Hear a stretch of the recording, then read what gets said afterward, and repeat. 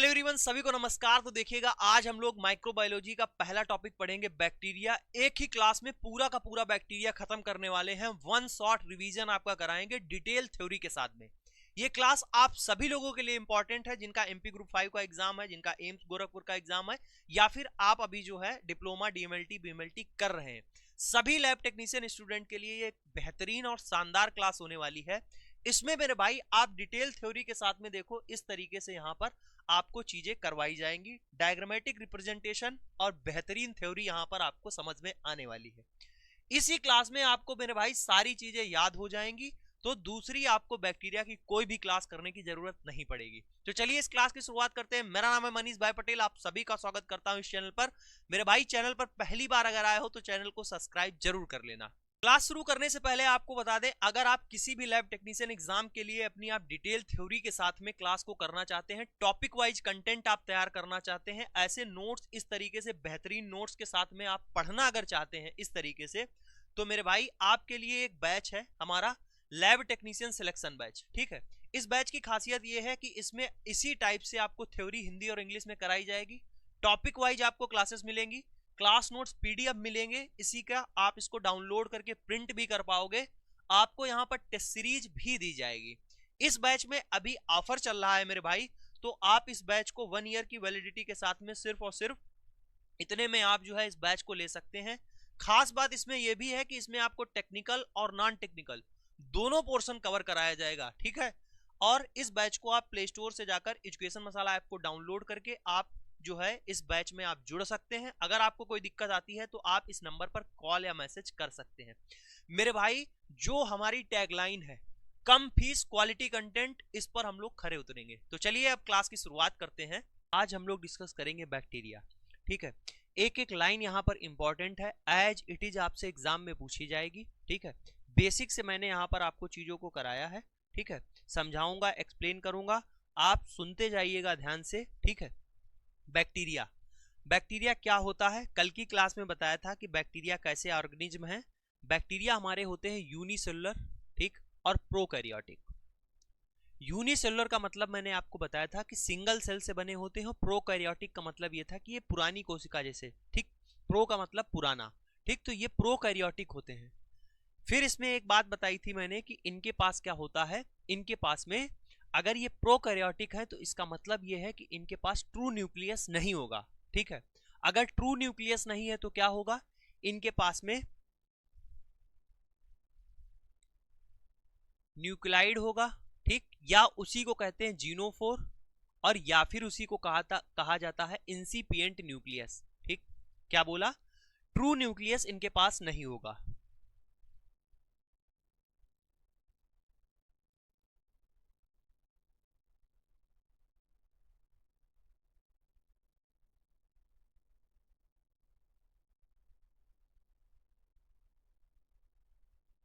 ठीक है, true nucleus नहीं पाया जाएगा, और जो न्यूक्लियस इसमें जो हमारा जेनेटिक मटेरियल होगा, डीएनए हो या फिर आरएनए हो, या इसमें जो भी प्रोटीन होती है वो जो भी पाई जाएगी, ठीक है, जो हमारा डीएनए आरएनए बना होता है, कंपोज होता है, उसी को कहते हैं न्यूक्लियाइड या फिर जीनोफोर या फिर इंसिपिएंट न्यूक्लियस। नाम ध्यान रखना, तीनों का नाम मतलब तीनों चीजें सेम ही हैं। ठीक है, इसको स्टार लगा लेना।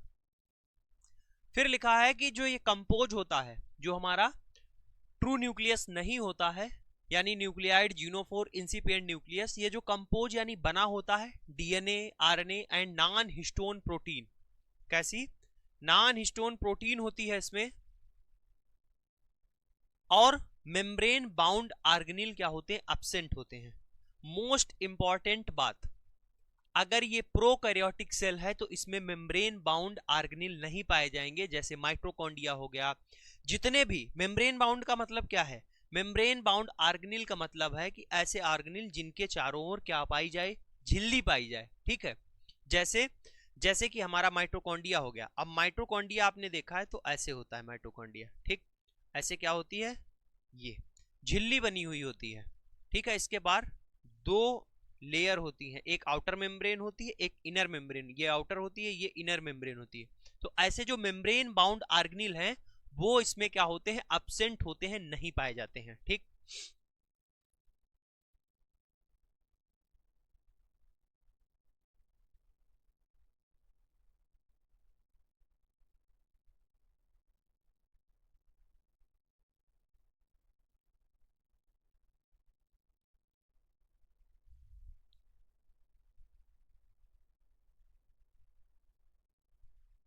अब लिखा है जो इसमें राइबोसोम होते हैं वो 70S टाइप के होते हैं। कैसे? 70S टाइप के होते हैं। राइबोसोम एक 70S टाइप के होते हैं और एक होते हैं 80S टाइप के। 70S टाइप के जो राइबोसोम होते हैं ये किसमें पाए जाते हैं? ये हमारे प्रोकैरियोटिक में पाए जाते हैं। तो 70S जो होते हैं इनकी सब यूनिट कहा जाए, जो 70S बनते हैं तो राइबोसोम की सब यूनिट जो होती है वो कौन कौन सी होती है? एक होती है 50S एंड 30S। इन दोनों से मिलकर बने होते हैं। जो 50S होता है वो बड़ा होता है और 30S छोटा होता है। ऐसे ये है 50S और ये है 30S। ये क्या है? ये हमारा राइबोसोम है। ठीक है। फिर लिखा है जो इसकी सेल वॉल होती है, बैक्टीरिया की सेल वॉल होती है, ये मेडअप बनी हुई होती है किसकी? पेप्टिडोग्लाइकन की। मोस्ट इंपॉर्टेंट है, एग्जाम में हजारों बार आता है इससे क्वेश्चन। आप ही के एग्जाम में नहीं आता है, कई सारे एग्जाम में इसको भर भर के पूछा जाता है। ठीक है, तो इसको ध्यान रखना खासकर कि जो इसकी सेल वॉल होती है वो क्या है? वो मेडअप यानी बनी हुई होती है पेप्टिडोग्लाइकन की। ठीक है। फिर देखिए ये जो बैक्टीरिया होते हैं वो रिप्रोड्यूस कैसे करते हैं? ये बैक्टीरिया रिप्रोड्यूस करते हैं बाइनरी फिजन के द्वारा। कैसे? Binary fission. बाइनरी फिजन के द्वारा क्या करते हैं? रिप्रोड्यूस करते हैं। इसमें जो सेल डिवीजन होता है, कोशिका विभाजन जो होता है,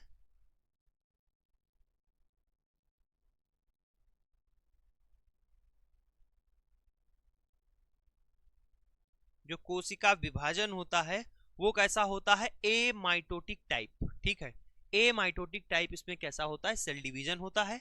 रिस्पायरेटरी एंजाइम, जो इसके अंदर रिस्पायरेटरी एंजाइम होते हैं वो एसोसिएट होते हैं किसके साथ में? प्लाज्मा मेम्ब्रेन के साथ में। इसमें रिस्पायरेशन के लिए क्या होता है? मीसोसोम होता है और मीसोसोम इनवेजिनेशन होता है। ठीक है, किसमें? प्लाज्मा मेम्ब्रेन में ऐसे ही कहीं पर क्या होगा? ऐसे उभार बन जाएगा और इसी को क्या कह देंगे? यही रिस्पायरेशन में मदद करेगा, इसी को बोलते हैं मीसोसोम। ठीक, क्या बताया मैंने बैक्टीरिया के बारे में? बैक्टीरिया मैंने आपको बताया कि ये यूनिसेलुलर होते हैं यानी एक सिंगल सेल से बने होते हैं, प्रोकैरियोटिक टाइप के ऑर्गेनिज्म है। इनमें क्या होता है? ट्रू न्यूक्लियस नहीं पाया जाता है। जो इसमें जो है ट्रू न्यूक्लियस नहीं होता है। ठीक, तो उसी जो न्यूक्लियस जो इसमें पाया जाता है, ठीक, तो उसी को न्यूक्लियाइड बोलते हैं, जीनोफोर बोलते हैं या इंसिपिएंट न्यूक्लियस बोलते हैं। ठीक है, जो कंपोज होता है DNA, RNA and non histone protein इसमें होती है। और इसमें जो मेम्ब्रेन बाउंड ऑर्गेनेल भी एब्सेंट होते हैं क्योंकि ये प्रोकैरियोटिक ऑर्गेनिज्म है। राइबोसोम इसमें 70S टाइप के पाए जाते हैं और सेल वॉल इसकी पेप्टिडोग्लाइकन लेयर की बनी होती है। ये जो है रिप्रोड्यूस करते हैं बाइनरी फिजन के द्वारा। सेल डिवीजन इसमें ए माइटोटिक टाइप का होता है और रिस्पायरेटरी एंजाइम जो इसमें है वो किसके साथ एसोसिएटेड होते हैं? वो एसोसिएटेड होते हैं प्लाज्मा मेम्ब्रेन के साथ में। ठीक है, प्लाज्मा मेम्ब्रेन के साथ एसोसिएटेड होते हैं और इसके लिए जो ऑर्गन होता है आगे अभी बताएंगे, जिसको बोलते हैं मीसोसोम। ठीक है, इसके अंदर यहां पर आपको बैक्टीरिया दिख रहा होगा। ये जो बैक्टीरिया आपको दिख रहा है इसके बारे में एक एक बात हम अभी आपको बताते हैं। ठीक है, पहले तो बैक्टीरिया को ही यहां से देख लो। देखो ये क्या है? ये एक बैक्टीरिया है। सबसे बाहर क्या पाया जाएगा? सबसे बाहर इसके होगा कैप्सूल। क्या रहेगा? कैप्सूल रहेगा।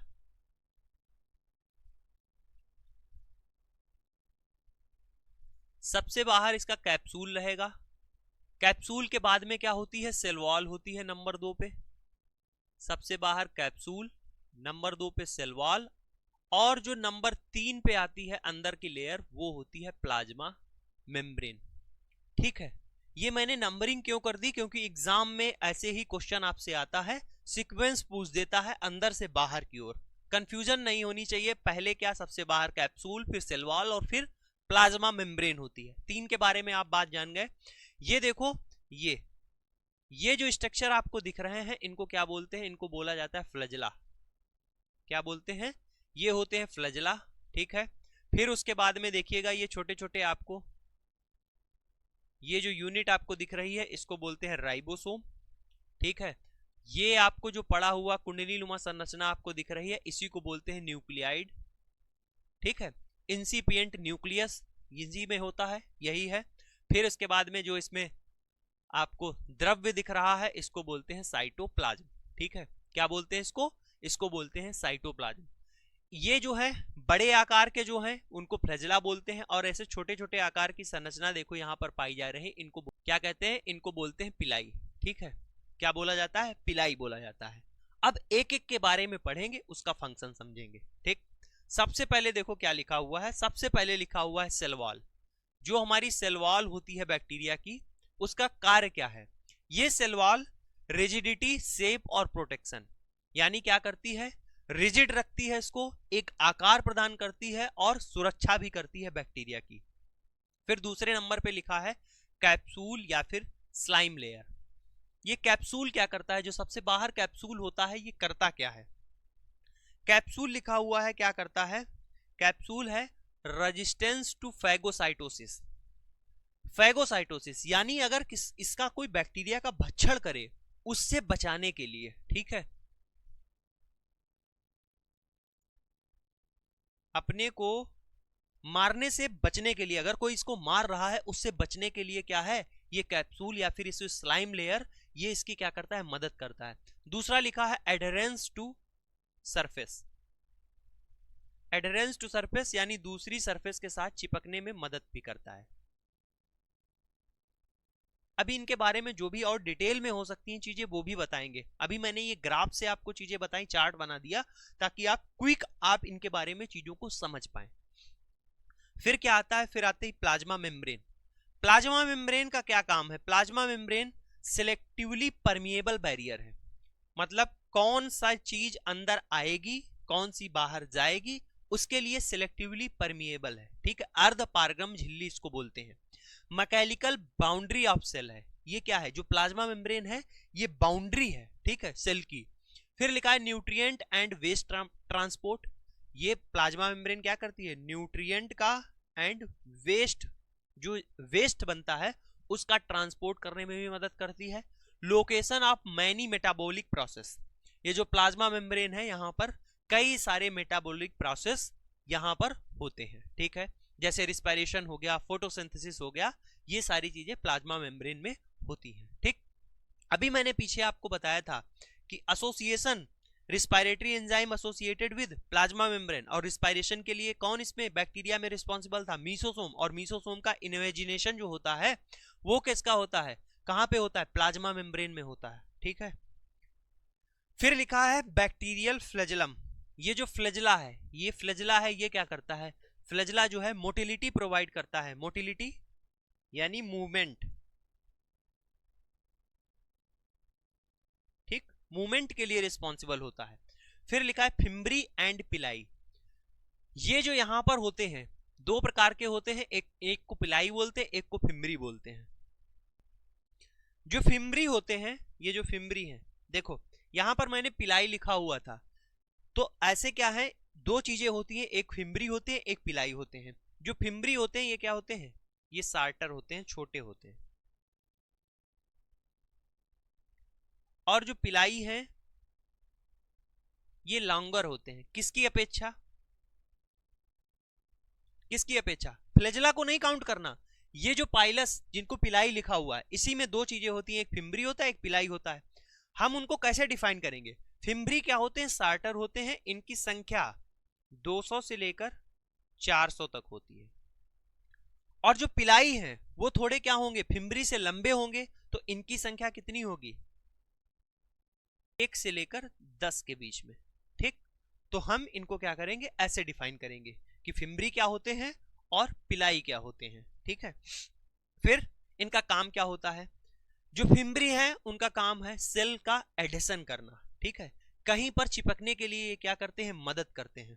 सेल एडिशन, चिपकने में मददगार होते हैं। ठीक है, फिर जो पिलाई होते हैं ये बैक्टीरियल कॉन्जुगेशन एंड ट्रांसफॉर्मेशन के लिए रिस्पॉन्सिबल होते हैं। ठीक है, जो इनका सेक्सुअल रिप्रोडक्शन होता है वैसे फेवरेबल कंडीशन में नहीं होता है, अनफेवरेबल कंडीशन में होता है, तो ये कॉन्जुगेशन करते हैं, ट्यूब जाती है। ठीक है, ट्यूब बनती है इन दोनों के बीच में, और फिर क्या होता है? जेनेटिक मटेरियल का ट्रांसफर होता है, तो इसमें पिलाई रिस्पॉन्सिबल होते हैं। फिम्ब्री क्या होते हैं? सेल के एडिशन यानी चिपकने के लिए, किसी सरफेस पर चिपकने के लिए, ठीक है, किसी सेल पर चिपकने के लिए रिस्पॉन्सिबल होते हैं। ठीक, फिर लिखा है न्यूक्लियाइड ठीक है, वही हमारा इंसिपिएंट न्यूक्लियस या फिर जिसको हम क्या कहते थे, जीनोफोर बोलते थे, ठीक है, वो सर्कुलर डीएनए होता है, लोकलाइजेशन ऑफ जेनेटिक मटेरियल। ये क्या था, ये इस पूरे पोर्शन को हम लोग न्यूक्लाइड बोल रहे हैं, तो इसमें क्या है, जेनेटिक मटेरियल यहां पर पाया जाएगा जो कि डीएनए होगा, सर्कुलर डीएनए। ठीक, आगे बढ़िए। और क्या क्या है इसमें, राइबोसोम के बारे में मैंने बताया। राइबोसोम में मैंने बताया कि इसमें क्या होता है, 70 टाइप के राइबोसोम पाए जाते हैं, क्योंकि ये क्या है, ये प्रोकैरियोटिक टाइप का है। अगर प्रोकैरियोटिक टाइप का है तो इसीलिए इसमें 70 राइबोसोम पाए जाएंगे। तो इसमें जो सब यूनिट होती है ये 50 और 30 की होती है। राइबोसोम का काम क्या होता है, राइबोसोम का काम होता है प्रोटीन की सिंथेसिस करना। क्या काम होता है, प्रोटीन सिंथेसिस करना, या फिर इसको प्रोटीन फैक्ट्री भी कह सकते हैं। ठीक है, फिर और भी इसमें चीजें होती हैं, इसमें होती है गैस वैक्यूल। क्या है, बैक्टीरिया में गैस वैक्यूल पाए जाते हैं। अब गैस वैक्यूल क्या होते हैं, इंक्लूजन होते हैं। ये क्या करते हैं, ये बैक्टीरिया में, बैक्टीरिया को तैरने के लिए, बुओयेंसी जिसको कहते हैं, provide buoyancy for floating in aquatic environment. ठीक है, जैसे क्या है, आपने गुब्बारा देखा है, गुब्बारा को आप हवा भरिए, उसको पानी में डालिए, वो डूबेगा नहीं, तैरेगा। क्यों, क्योंकि क्या है, उसके अंदर हवा भरी है और वो हल्का है, इसीलिए वो क्या होता है, तैरता रहता है। इसीलिए जो गैस वैक्यूल है, अगर इसके अंदर गैस वैक्यूल होंगे तो ये क्या करेंगे, ये प्रोवाइड करते हैं buoyancy for the floating in aquatic environment. जो एक्वाटिक एनवायरनमेंट है उसमें तैरने के लिए ये क्या करते हैं, मदद करते हैं। फिर आते हैं इंक्लूजन। ये इंक्लूजन्स क्या करते हैं, ये स्टोर हाउस होते हैं किसका, कार्बन का, फास्फेट का, अदर सब्सटेंस का। इसमें क्या होती है, केमिकल रिएक्शन होती है और ये मूवमेंट के लिए रिस्पॉन्सिबल होते हैं। अब लिखा है पेरीप्लाज्मिक स्पेस।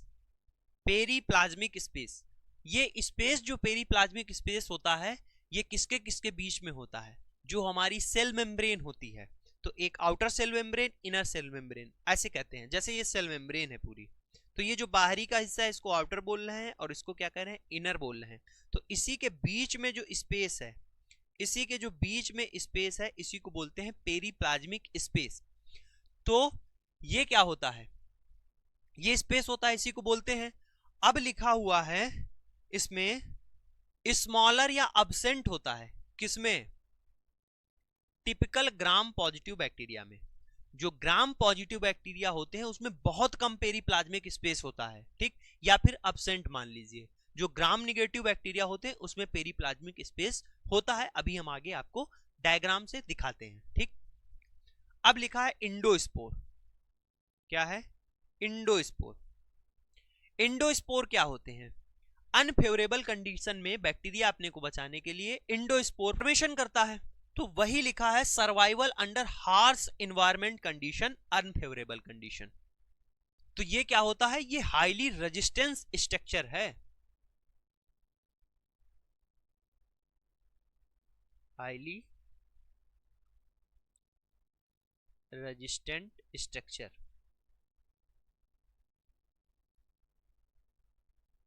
ठीक है, ये हाईली रेजिस्टेंस स्ट्रक्चर है। उसके साथ साथ में मैंने आपको क्या बताया, अनफेवरेबल कंडीशन में कुछ बैक्टीरिया क्या करते हैं, इंडोस्पोर बनाते हैं। ठीक है, इंडोस्पोर बनाते हैं। ठीक है, और इसी प्रोसेस को स्पाइरुलेशन बोलते हैं।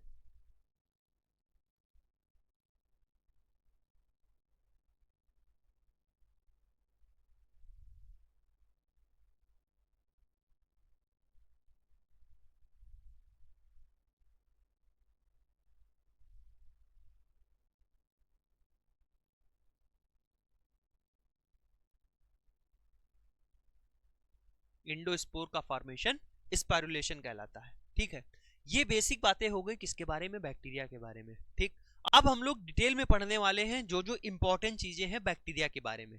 पहले नंबर पर पढ़ेंगे हम लोग सेल वॉल। ठीक है, क्या पढ़ेंगे, सेल वॉल पढ़ेंगे। ये जो सेल वॉल है, ठीक, तो हमने क्या बताया, बैक्टीरिया को दो पार्ट में डिवाइड किया, ग्राम पॉजिटिव बैक्टीरिया और ग्राम निगेटिव बैक्टीरिया। ठीक है, तो जो ग्राम पॉजिटिव बैक्टीरिया हैं उनमें जो सेल वॉल है वो ग्राम पॉजिटिव सेल वॉल। ठीक है, तो जो सेल वॉल है हमारी, जो हमारी सेल वॉल है, ये किसकी बनी हुई है, ये आप देखिए, ये ग्राम पॉजिटिव सेल वॉल है, ग्राम पॉजिटिव बैक्टीरिया की सेल वॉल है ये। और ये जो आप यहां पर देख रहे हैं ये ग्राम निगेटिव बैक्टीरिया की सेल वॉल है, ठीक है। अब देखो इसमें क्या है, सबसे बाहर ये आप देखोगे ये क्या है, ये प्लाज्मा मेम्ब्रेन है। इसमें भी देखो सबसे बाहर प्लाज्मा मेम्ब्रेन है, दोनों तरफ आपको दिख गई, ठीक है। ग्राम पॉजिटिव में आप देख रहे हैं कि पेरीप्लाज्मिक स्पेस है ये, और ये कितना है, सिर्फ और सिर्फ इतना, ठीक। खास आपको दिखा नहीं, सिर्फ इतना दिख रहा। लेकिन यहां पर आओ, यहां पर देखो periplasmic space gram negative cell wall में, ये आप देखोगे इतना पेरीप्लाज्मिक स्पेस आपको इतना देखने को मिला। पीछे मैंने आपको यहीं पर बात बताई है, लिखा हुआ था कि पेरीप्लाज्मिक स्पेस स्मॉलर होता है या फिर एब्सेंट होता है किसमें, ग्राम पॉजिटिव बैक्टीरिया में, ठीक है, समझे। अब देखिए फिर उसके ऊपर लेयर होती है किसकी, पेप्टोग्लाइकन की, ठीक है। ये किसकी लेयर दिख रही है, ये फिर होती है पेप्टोग्लाइकन की लेयर, और उसमें देखो उसमें होता है लाइपोटिकोइक एसिड और कौन सा, टिकोइक एसिड। ये आपको टिकोइक एसिड दिख रहा है और ये क्या है, लाइपोटिकोइक एसिड है। अब इसमें आइए, निगेटिव की सेल वॉल कैसी होती है, ये कॉम्प्लेक्स होती है, ठीक है। तभी इसमें क्या होती है, स्टेनिंग नहीं हो पाती है, ये ग्राम स्टेन नहीं ले पाता है, इसीलिए क्या है, इसको ग्राम निगेटिव बैक्टीरिया बोलते हैं, क्योंकि इसकी सेल वॉल की वजह से ऐसा होता है, ठीक। अब देखो ये क्या थी, ये आपकी आउटर मेम्ब्रेन हो गई, ये आपकी क्या है, आउटर मेम्ब्रेन हो गई। इस आउटर मेम्ब्रेन में आप देखो आउटर प्रोटीन ये धसी हुई है, ठीक है, आउटर प्रोटीन धसी हुई है, और इसके बाहर आप देख रहे हो ये लाइपोपॉलीसेकेराइड ये पाए जा रहे हैं, ठीक। तो इस तरीके का स्ट्रक्चर किसका होता है, ग्राम निगेटिव सेल वॉल का होता है, और ये किसका होता है, ये होता है ग्राम पॉजिटिव सेल वॉल का। तो अब इन दोनों के बारे में जो एग्जाम में पूछा जाता है डिफरेंस, उसके बारे में बात करते हैं। मोस्ट इंपॉर्टेंट ये स्लाइड आपके लिए मोस्ट इंपॉर्टेंट है, इससे क्वेश्चन आपका कोई सा भी एग्जाम हो बनना ही बनना है, ठीक, कोई सा भी एग्जाम हो। मैं ये नहीं कहूंगा कि आपका एमसीआरई हो, राजस्थान एनएसएम हो, ठीक है, स्टेट लेवल का एग्जाम हो, बिहार का हो, टीजीआई का हो, XYZ लैब टेक्नीशियन का एग्जाम छोड़ो, आप कोई भी, चाहे वो आपका जो है पैरामेडिकल का कोई सा भी एग्जाम हो जिसमें बैक्टीरिया है, उसमें क्वेश्चन पूछा जाता है, नीट में भी पूछा जाता है। तो ये इतनी इंपॉर्टेंट, महा इंपॉर्टेंट स्लाइड है, ठीक। अब सबसे पहले बात करते हैं किसकी, सबसे पहले बात करेंगे पेप्टोग्लाइकन लेयर की। Peptidoglycan layer gram positive cell wall में थिकर होती है, पेप्टोग्लाइकन की लेयर ग्राम पॉजिटिव की सेल वॉल में थिकर होती है, और इसमें कैसी होती है, ग्राम निगेटिव में थिनर यानी पतली होती है। फिर लिखा है पेंटाग्लाइसिन ब्रिज, ये किसमें प्रेजेंट होते हैं, ग्राम पॉजिटिव की सेल वॉल में प्रेजेंट होते हैं, ठीक है, और ग्राम निगेटिव की सेल वॉल में क्या होते हैं, एब्सेंट होते हैं। फिर है लिपिड कंटेंट, लिपिड कंटेंट ग्राम पॉजिटिव की सेल वॉल में नील मान लो, बहुत ही कम मात्रा में होता है, ग्राम निगेटिव की सेल वॉल में क्या होता है, लिपिड कंटेंट प्रेजेंट होता है।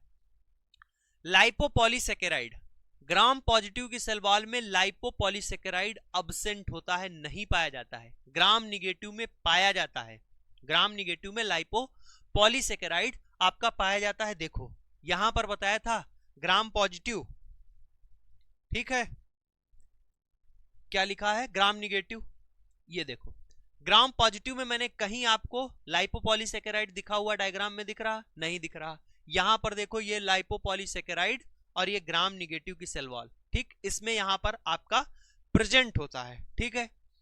अब क्या है, अब लास्ट बचता है टिकोइक एसिड।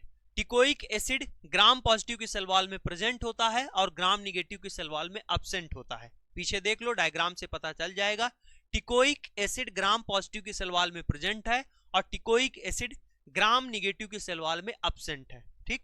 डायग्राम के साथ में, चार्ट के साथ में चीजों को बताया है, इसी में से मेरे भाई एग्जाम से क्वेश्चन छपना तय है, ठीक है। अब देखो ये इंडोटॉक्सिन लिखा था, इंडोटॉक्सिन क्या है, इंडोटॉक्सिन ये टॉक्सिक सब्सटेंस होता है, toxic substance of gram negative bacteria.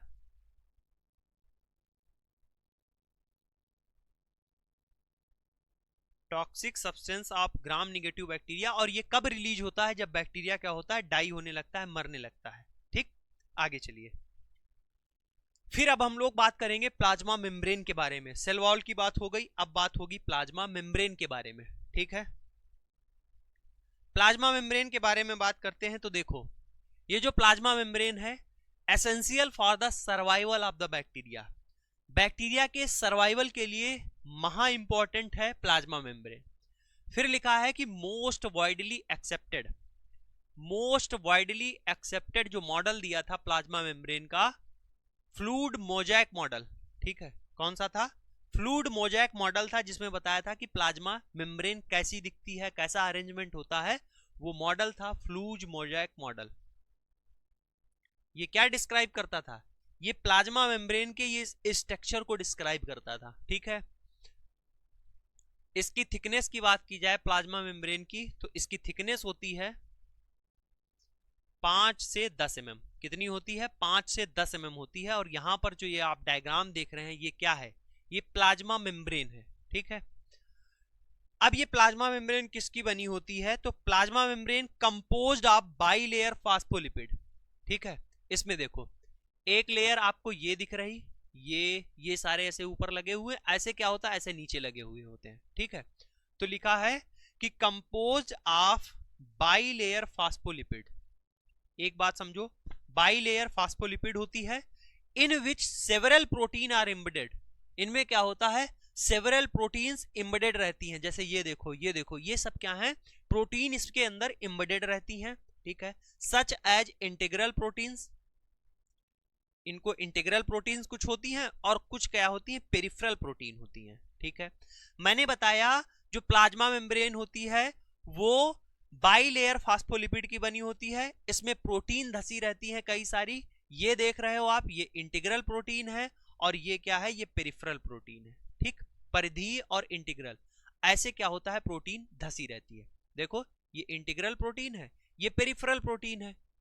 अब यहां से देखो, एक मैं सस्ता सा डायग्राम समझने के लिए आपके लिए बना दूं तो हो सकता है और आसानी रहे। देखो,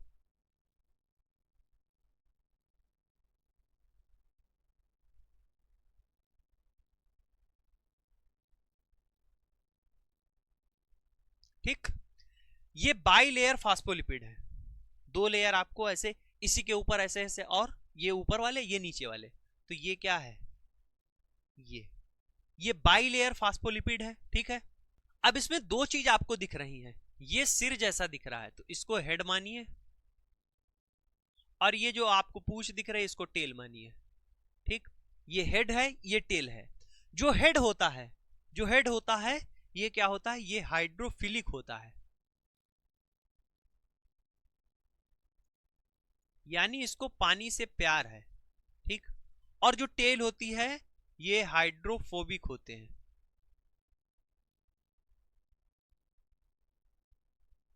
ठीक। इनको पानी से क्या होता है? डर लगता है, ठीक।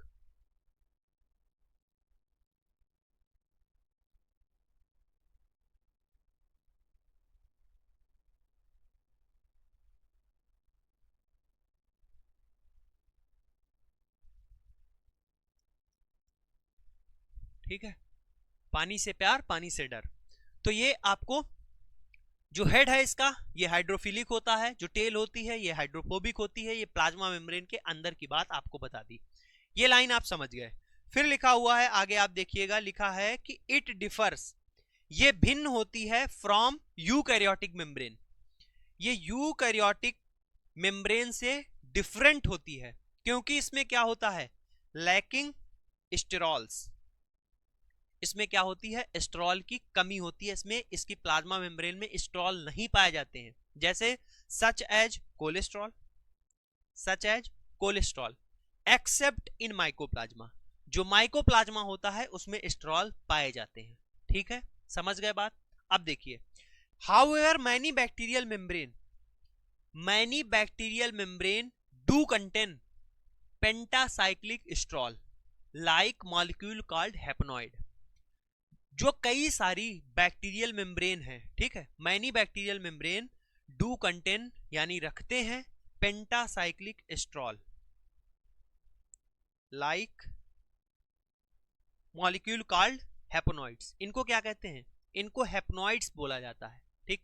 कहां देखोगे आप? ये देखो, ये देखो, ये प्लाज्मा मेम्ब्रेन में ये स्ट्रक्चर आपको देखने को मिलेगा। ठीक, तो कई सारे क्या बैक्टीरियल मेम्ब्रेन इस स्ट्रक्चर को रखते हैं, इसको पेंटासाइक्लिक स्टॉल बोलते हैं और इन्हीं को हैप्नॉइड्स बोला जाता है। ठीक, एक बात रह गई, मोस्ट इंपॉर्टेंट बात है प्लाज्मा मेम्ब्रेन। मैं तब से आपको बता रहा हूं कि प्लाज्मा मेम्ब्रेन हो सकता है एग्जाम में कहीं पर सेल मेम्ब्रेन भी लिख दे, घबरा मत जाना, प्लाज्मा मेम्ब्रेन ही सेल मेम्ब्रेन इसी को ही कहते हैं, सेल मेम्ब्रेन। प्लाज्मा मेम्ब्रेन कहें या फिर सेल मेम्ब्रेन, एक ही बात है। ठीक, और लगा के लिख दिया। ठीक है, आगे बढ़िए।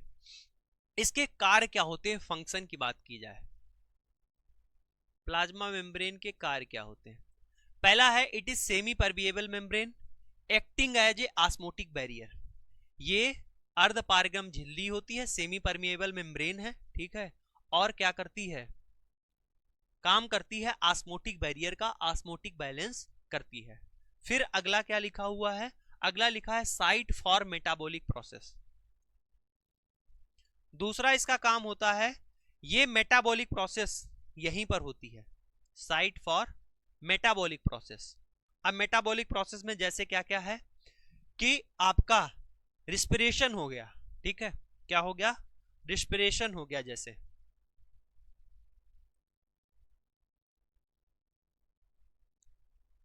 तो मेटाबॉलिक प्रोसेस हो गई, आपकी सेमी परमिएबल मेम्ब्रेन होती है जो ऑस्मोटिक बैरियर को बैलेंस करती है। फिर लिखा है कि plasma membrane and everything within the cell is called protoplast. क्या है, देखो ये क्या है, ये बैक्टीरिया है। ठीक, ये बैक्टीरिया की सेल वॉल है। अब इसके बाद में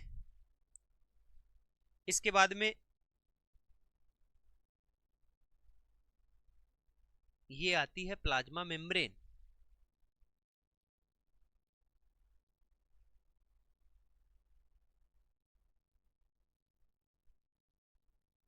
ठीक, इसके अंदर सब सारी चीजें पाई जा रही हैं। ठीक, मीसोसोम, ये वो सब कुछ। ठीक, राइबोसोम, न्यूक्लियाइड, ये सब पाया जा रहा है। ठीक है, तो लिखा है प्लाज्मा मेम्ब्रेन एंड एवरीथिंग।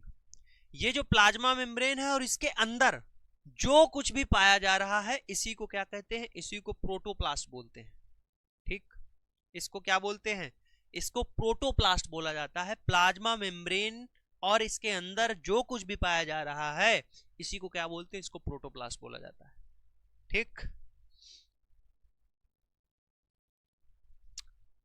बोलो भाई समझ में आ रही है चीजें कि नहीं। देखो मैं बेसिक आपको पढ़ा रहा हूं, एकदम बेसिक, कि मैं ये मान के ही चलता हूं, मैं हर क्लास में आपको इस चीज को समझाता हूं कि मैं ये नहीं मानता हूं कि आप इसको पढ़ चुके हैं या आपको चीजें आती हैं।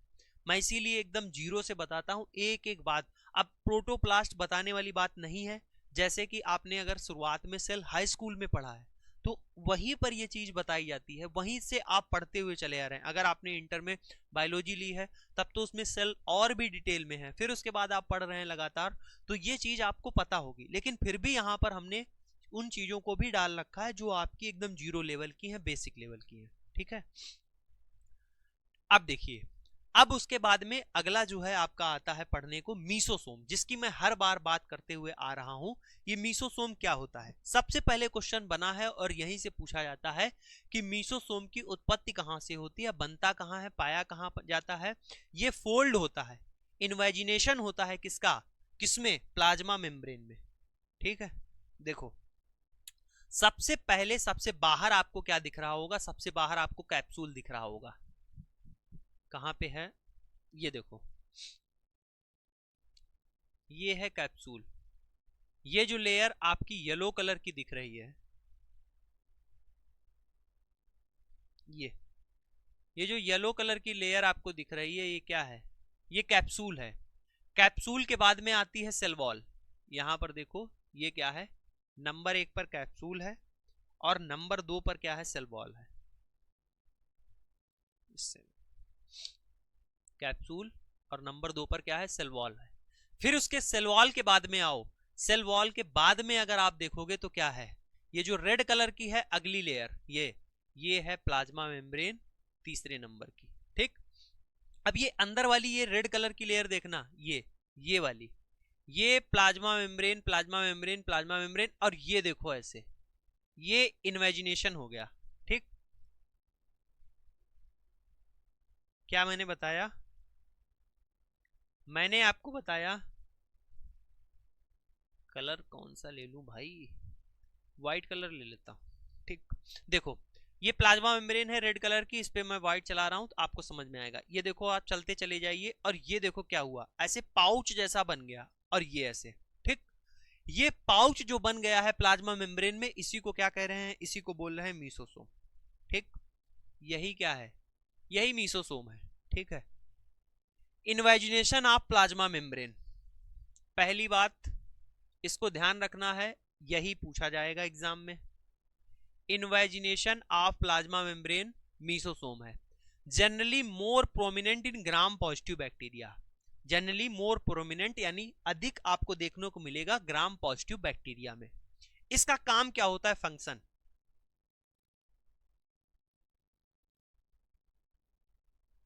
कार्य क्या होता है? Site for bacterial respiration, bacteria के रिस्पिरेशन के लिए, श्वसन के लिए मीसोसोम रिस्पॉन्सिबल होता है। ठीक है, बैक्टीरिया के श्वसन के लिए कौन रिस्पॉन्सिबल है? मीसोसोम रिस्पॉन्सिबल है।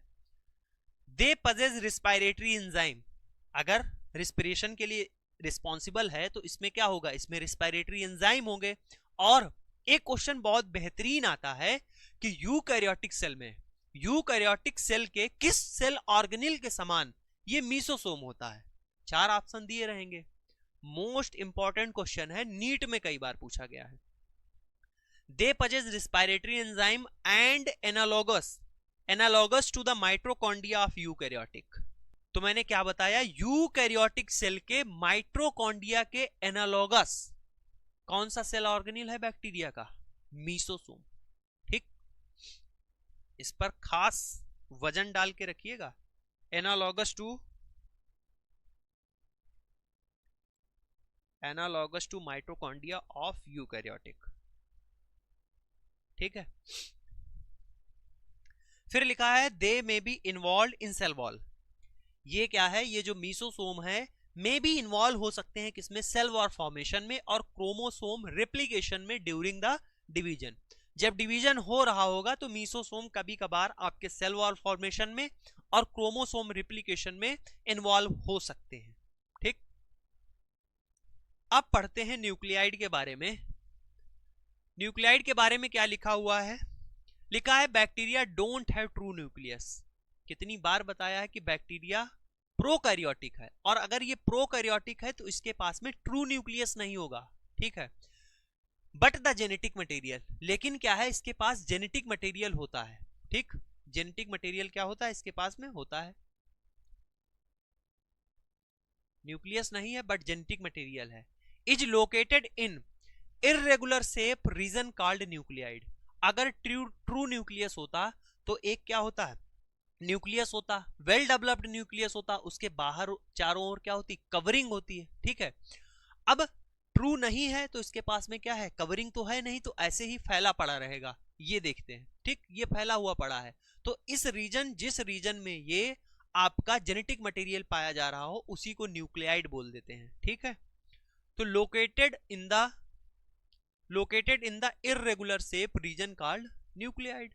ठीक है, फिर है there is a no nuclear membrane or nucleolus. इसमें ना ही न्यूक्लियर मेम्ब्रेन होती है और ना ही न्यूक्लियोलस यानी केंद्रिका होती है। दोनों चीजें नहीं है क्योंकि ये ट्रू न्यूक्लियस नहीं है। नो न्यूक्लियर मेम्ब्रेन और न्यूक्लियोलस, केंद्रिका भी इसमें नहीं होती है।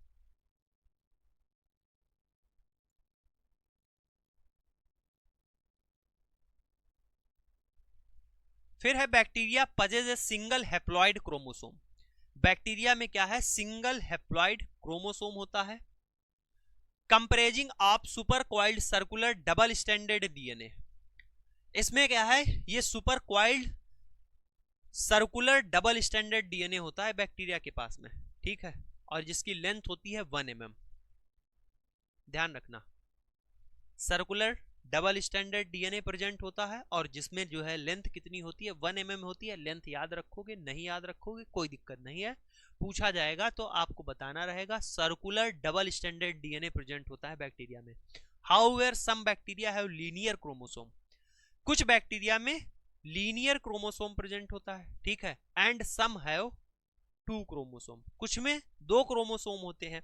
Bacteria also possess extra chromosomal DNA.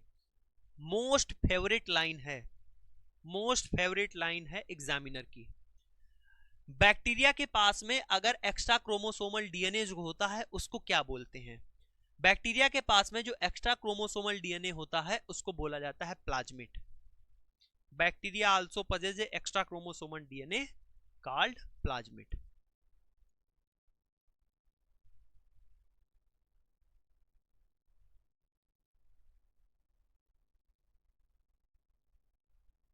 यहां पर देखना, ऐसे कहीं पर ऐसे थोड़ा सा पाया जा रहा होगा, उसी को प्लाज्मिड दिखा देंगे, ठीक। फिर लिखा है न्यूक्लियाइड डिमॉन्स्ट्रेशन। अगर न्यूक्लियाइड ये जो है आपको पता लगाना है, डिमॉन्स्ट्रेट करना है, उसके लिए या फिर आप इलेक्ट्रॉन माइक्रोस्कोपी करेंगे या फिर स्टेनिंग करेंगे, किससे? फ्यूलगन स्टेन से। ये भी क्वेश्चन एग्जाम में आता है, ठीक है, कि न्यूक्लियाइड के डिमॉन्स्ट्रेशन में, ठीक है, पता लगाने में इलेक्ट्रॉन माइक्रोस्कोपी कर सकते हो या फिर स्टेनिंग कर सकते हो फ्यूलगन स्टेन से, पूछी जाएगी, ठीक। अब हम लोग पढ़ेंगे जो बैक्टीरिया के सबसे बाहर लेयर होती है जिसको हम लोग कैप्सूल या फिर स्लाइम लेयर बोल रहे थे। अब कैप्सूल क्या होता है, स्लाइम लेयर क्या होता है, समझिएगा। लिखा है some bacteria possess a layer of amorphous viscid. Amorphous viscid का मतलब है थिक और चिपचिपी, ठीक है।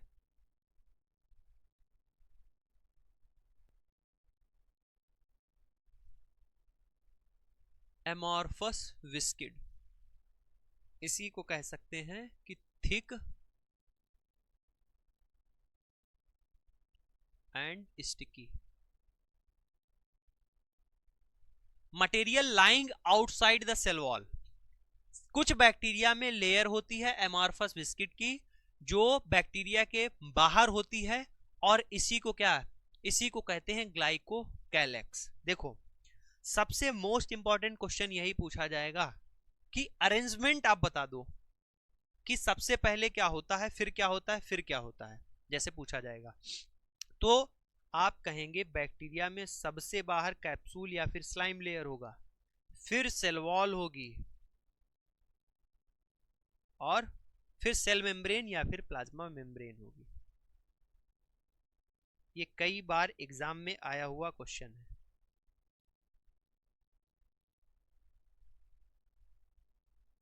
आउटर टू इनर,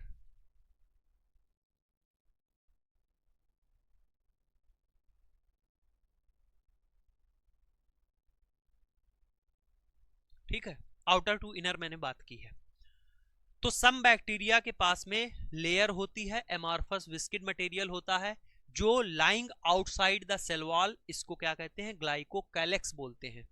ये जैसे बैक्टीरिया है, पिंक कलर का आपको दिख रहा है, इसके बाहर चारों ओर आप देख रहे हैं एक थिक और स्टिकी लेयर होती है जिसको क्या कह सकते हैं, जिसको हम लोग बोलते हैं कैप्सूल, ठीक है, जिसको क्या बोला जाता है, कैप्सूल बोलते हैं।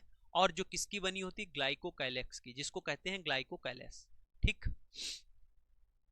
फिर देखिए when the glycocalyx is layer, जो ग्लाइकोकैलेक्स की लेयर होती है वो वेल ऑर्गेनाइज हो, कैसी हो, वेल ऑर्गेनाइज हो, and not easily wash off, और आसानी से धुले भी नहीं, वॉश ऑफ भी ना हो, तो इसको कैप्सूल बोलते हैं। तब इसको क्या कहा जाता है, तब इसको कैप्सूल कहा जाता है, ठीक, ठीक है। ये देखिए ये बैक्टीरिया है, इसके चारों ओर आप देखिएगा, चारों ओर वेल ऑर्गेनाइज है, देखो मोटी एकदम जैसी है तो चारों ओर है एक जैसी, and easily, not easily wash off,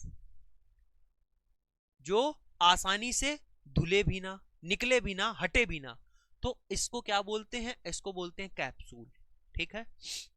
अब क्या है, when the glycocalyx layer in the form of diffuse, diffuse हो, अनऑर्गेनाइज्ड हो, लूज मटेरियल हो और आसानी से रिमूव हो जाए, तो इसको क्या बोलते हैं? तब इसको कहते हैं स्लाइम लेयर। तब इसको क्या कहते हैं? तब इसको बोला जाता है स्लाइम लेयर। ठीक, देखो ये बैक्टीरिया है आपका,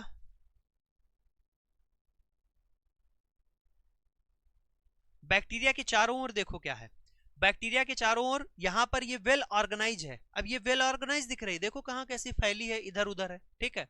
फिर उसके बाद में वेल ऑर्गेनाइज भी नहीं है, डिफ्यूज भी है, ठीक है, और आसानी से, जब वेल ऑर्गेनाइज नहीं है तो आसानी से रिमूव भी हो जा रही है, इसको बोलते हैं स्लाइम लेयर, ठीक है। ग्लाइकोकैलेक्स की जो लेयर होती है वो क्या हो? वो डिफ्यूज हो, अनऑर्गेनाइज हो, लूज हो और easily can be removed, easily आसानी से क्या हो जाए? रिमूव हो जाए, तो इसको क्या कहते हैं? इसको स्लाइम लेयर बोलते हैं। देख रहे हो, एक एक छोटी छोटी बारीक से बारीक चीज आपको मैं बता रहा हूं, ठीक। अब देखिए लिखा है स्ट्रेप्टोकोकस, ये एक्सेप्शन है, अपवाद है इसको कह सकते हो, या फिर पूछा जाए, मान लीजिए एग्जामिनर का मूड है बहुत अच्छा क्वेश्चन पूछने का, तो हो सकता है पूछ दे। जो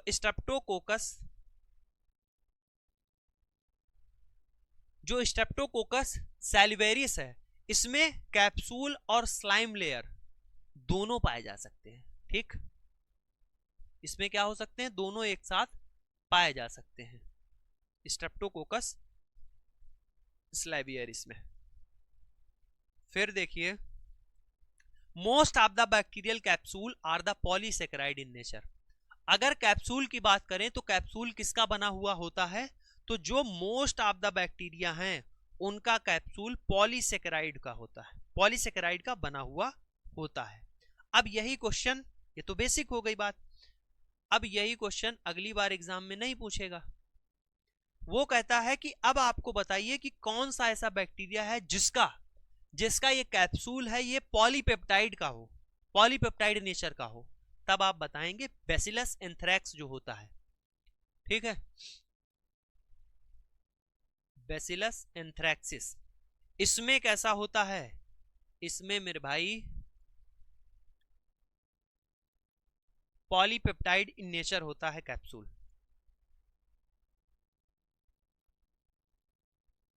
कैप्सूल पॉलीपेप्टाइड इन नेचर का होता है, ठीक है। अब कैप्सूल जो स्लाइम लेयर है इसका काम क्या है उसको समझते हैं, फंक्शन, कार्य की बात करते हैं, काम की बात करेंगे भाई। लिखा है कंट्रीब्यूट द बैक्टीरियल वायरुलेंस। अगर कैप्सूल पाया जा रहा है तो बैक्टीरिया जल्दी से मरेगा नहीं, और जब जल्दी मरेगा नहीं तो ये क्या करेगा? ये इन्फेक्शन यानी जो है हार्म जो है बहुत तगड़ा फैलाएगा, ठीक, उतना ही खतरनाक होगा। फिर लिखा है capsule protect the bacterium from phagocytosis. अगर इसके पास में कैप्सूल होगा तो ये क्या है? जल्दी मरेगा नहीं, और ये कैप्सूल बैक्टीरिया को क्या करता है? बचाता है, ठीक है। तो ये कैप्सूल क्या है? प्रोटेक्ट करता है from the bacteria from phagocytosis, बच्छड़ से, ठीक। It can also complement prevent medicated bacterial cell lysis. ये जो कैप्सूल होता है ये बैक्टीरिया की सेल लिसिस में भी क्या करता है? ये मदद करता है। जैसे एंटीबायोटिक हम लोग लेते हैं बैक्टीरिया को मारने के लिए, एंटीबायोटिक से ये इसको बैक्टीरिया को बचाता है, ठीक है। फिर है prevent cell from drying out. क्या है? ये बैक्टीरिया की सेल को ड्राइंग आउट, ठीक, सूखने से बचाता है, यानी वाटर लॉस, अगर वाटर लॉस हो जाएगा तो क्या होगा? बैक्टीरिया मर जाएगा। तो इसी प्रोसेस को बोलते हैं डिसिकेशन। इससे क्या करता है? ये कैप्सूल बैक्टीरिया को बचाता है।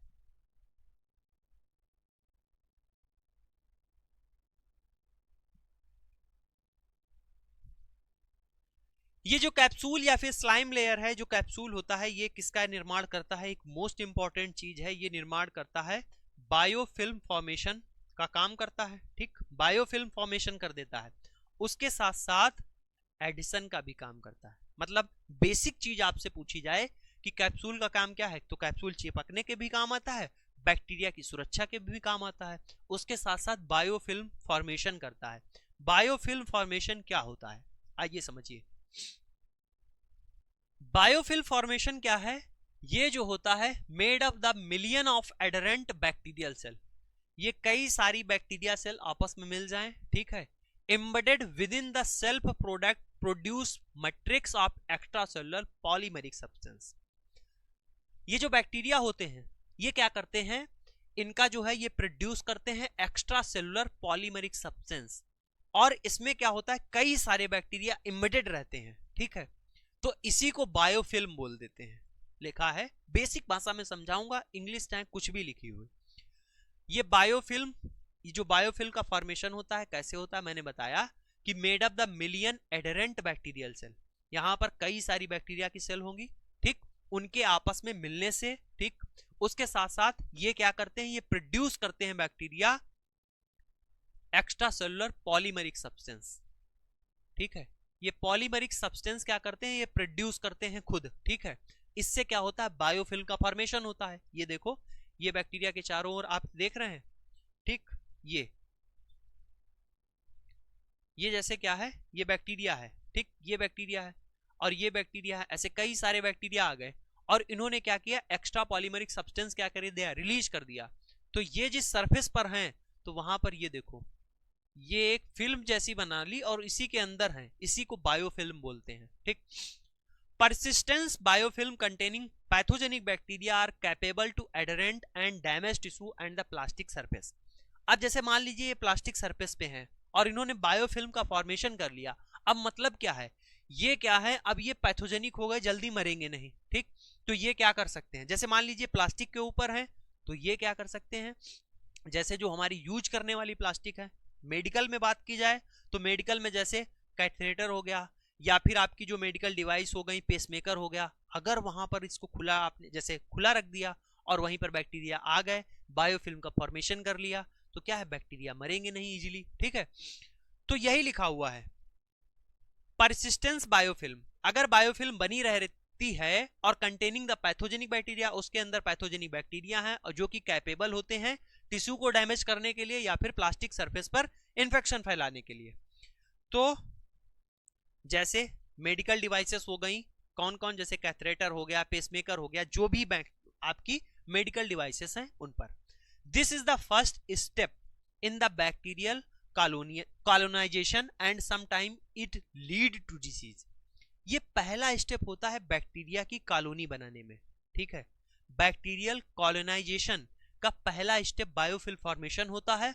और अगर आप जान रहे हैं एक साथ बैक्टीरिया कई सारे आ गए, उन्होंने बायोफिल्म बना ली, तो इसके बाद में क्या होगा, ये बायोफिल्म बना ली, जल्दी से ये मरेंगे नहीं और ज्यादा दिन तक जीवित भी रहेंगे, और इससे क्या हो सकता है, अगर ये हमारे टिश्यू पर आ गए तो इन्फेक्शन भी काज कर सकते हैं, डिजीज भी काज कर सकते हैं। अब देखिए हम लोग पढ़ेंगे किसके बारे में, डिमॉन्स्ट्रेशन ऑफ कैप्सूल। जैसे हमने पीछे पढ़ा है कि डिमॉन्स्ट्रेशन मोस्ट इंपॉर्टेंट चीज है, ये आप समझिएगा, क्योंकि एग्जाम में क्वेश्चन आएगा कि हम कैसे जो है डिमॉन्स्ट्रेट कर सकते हैं, ठीक है, कैप्सूल को कैसे डिमॉन्स्ट्रेट कर सकते हैं, कैसे पता लगाते हैं। तो देखिए, एक पहला जो प्रोसेस होता है, पहला तरीका होता है, वो तो होती है निगेटिव स्टेनिंग, ठीक, निगेटिव स्टेनिंग होती है किसके द्वारा, by the India ink and nigrosin stain, ठीक है। डिमॉन्स्ट्रेशन ऑफ कैप्सूल, कैप्सूल का पता लगाने के लिए सबसे पहला जो है तरीका क्या हो सकता है, सबसे पहला तरीका है आपका निगेटिव स्टेनिंग, ठीक है, जिसमें हम लोग इंडिया इंक और नेग्रोसिन स्टेन का प्रयोग करते हैं, जिसमें क्या होता है, whereas both bacteria and the background appear black, जहां पर बैक्टीरिया और बैकग्राउंड दोनों क्या होते हैं, ब्लैक कलर के आपको दिखते हैं, ठीक है। फिर दूसरा आता है, दूसरा तरीका क्या हो सकता है, दूसरा एक तरीका हो सकता है, वो तरीका है एम्फेडीन कैप्सूल स्टेन। इसमें क्या करते हैं, इसका प्रयोग किया जाता है demonstration of capsule of bacillus anthracis. अगर बैसिलस एंथ्रैक्सिस के लिए पूछा जाए कि कौन सा तरीका है उसके कैप्सूल के डिमॉन्स्ट्रेशन के लिए, तब आप बताएंगे एम्फेडेन कैप्सूल स्टेन, ठीक, इसके लिए प्रयोग करते हैं। इसमें पॉलीक्रोम मेथिलीन ब्लू स्टेन का प्रयोग किया जाता है, ठीक है। और तरीका हो सकता है, कुछ सीरोलॉजिकल टेस्ट भी होते हैं, उसके अलावा क्यूलंग रिएक्शन। ये क्यूलंग रिएक्शन क्या होता है? इसमें क्या होता है, capsular stereotype of the streptococcus pneumoniae can be detected by the adding antisera. Capsular stereotype of streptococcus pneumoniae, जो हमारा स्ट्रेप्टोकोकस निमोनियाई होता है उसका कैप्सुलर स्टीरियोटाइप डिटेक्ट करने के लिए बाय द एडिंग एंटीसिरा, इसमें क्या होता है, ऐड करते हैं किसको, एंटीसिरा को, और इसमें क्या मिक्स करते हैं, mix with the methylene blue. और इसके मिक्स करने से क्या होता है, इसके मिक्स करने से कैप्सूल क्या हो जाता है, फूल जाता है और उसका है पता चल जाता है। तो मेनली क्या है, चार यहां पर, वैसे तो मोस्ट इंपॉर्टेंट क्या है, निगेटिव स्टेनिंग है जिससे हम कैप्सूल का पता लगा सकते हैं। अगर बेसिलस इंथ्रेक्सिस के लिए करना है, हमको पता लगाना है, पूछ दे क्वेश्चन, तो हम बताएंगे एम्फेडेन कैप्सूल स्टेन करेंगे। कुछ सीरोलॉजिकल टेस्ट भी होते हैं। और क्यूलंग रिएक्शन होती है जिसमें हम स्ट्रेप्टोकोकस निमोनियाई को डिटेक्ट, कैप्सूल को डिटेक्ट करने के लिए हम लोग एंटीसिरा मिक्स करते हैं मेथिलीन ब्लू के साथ में, ठीक, और कैप्सूल क्या हो जाता है, स्वेल कर जाता है, फूल जाता है। अब देखिए हम लोग बैक्टीरिया के अगले ऑर्गन के बारे में पढ़ने वाले हैं जो कि होता है फ्लैजेला। फ्लैजेला किसके लिए रिस्पॉन्सिबल है? फ्लैजेला होता है ऑर्गन ऑफ लोकोमोशन, जो बैक्टीरिया को क्या कराता है, लोकोमोशन में हेल्प करता है। बैक्टीरिया एक जगह से दूसरी जगह जो जा पाता है वो कौन मदद करता है उसकी, वो हमारा फ्लैजेला मदद करता है, ठीक है। तो ये थ्रेड लाइक अपेंडेजेस है, ये थ्रेड लाइक उपांग है, और जो कहां से निकलता है, ये सेल वॉल से निकलता है। मोस्ट इंपॉर्टेंट है बात, इसको ध्यान रखिएगा, ठीक है। कहां से निकलता है, सेल वॉल से निकलता है, ठीक है। इसमें क्या है, मेनली जब हम माइक्रोस्कोप से देखते हैं तो हमको तीन चीजें नजर आती हैं, ठीक। माइक्रोस्कोप से देखते हैं तो हमको तीन चीजें नजर आती हैं। कौन कौन तीन चीजें नजर आती हैं?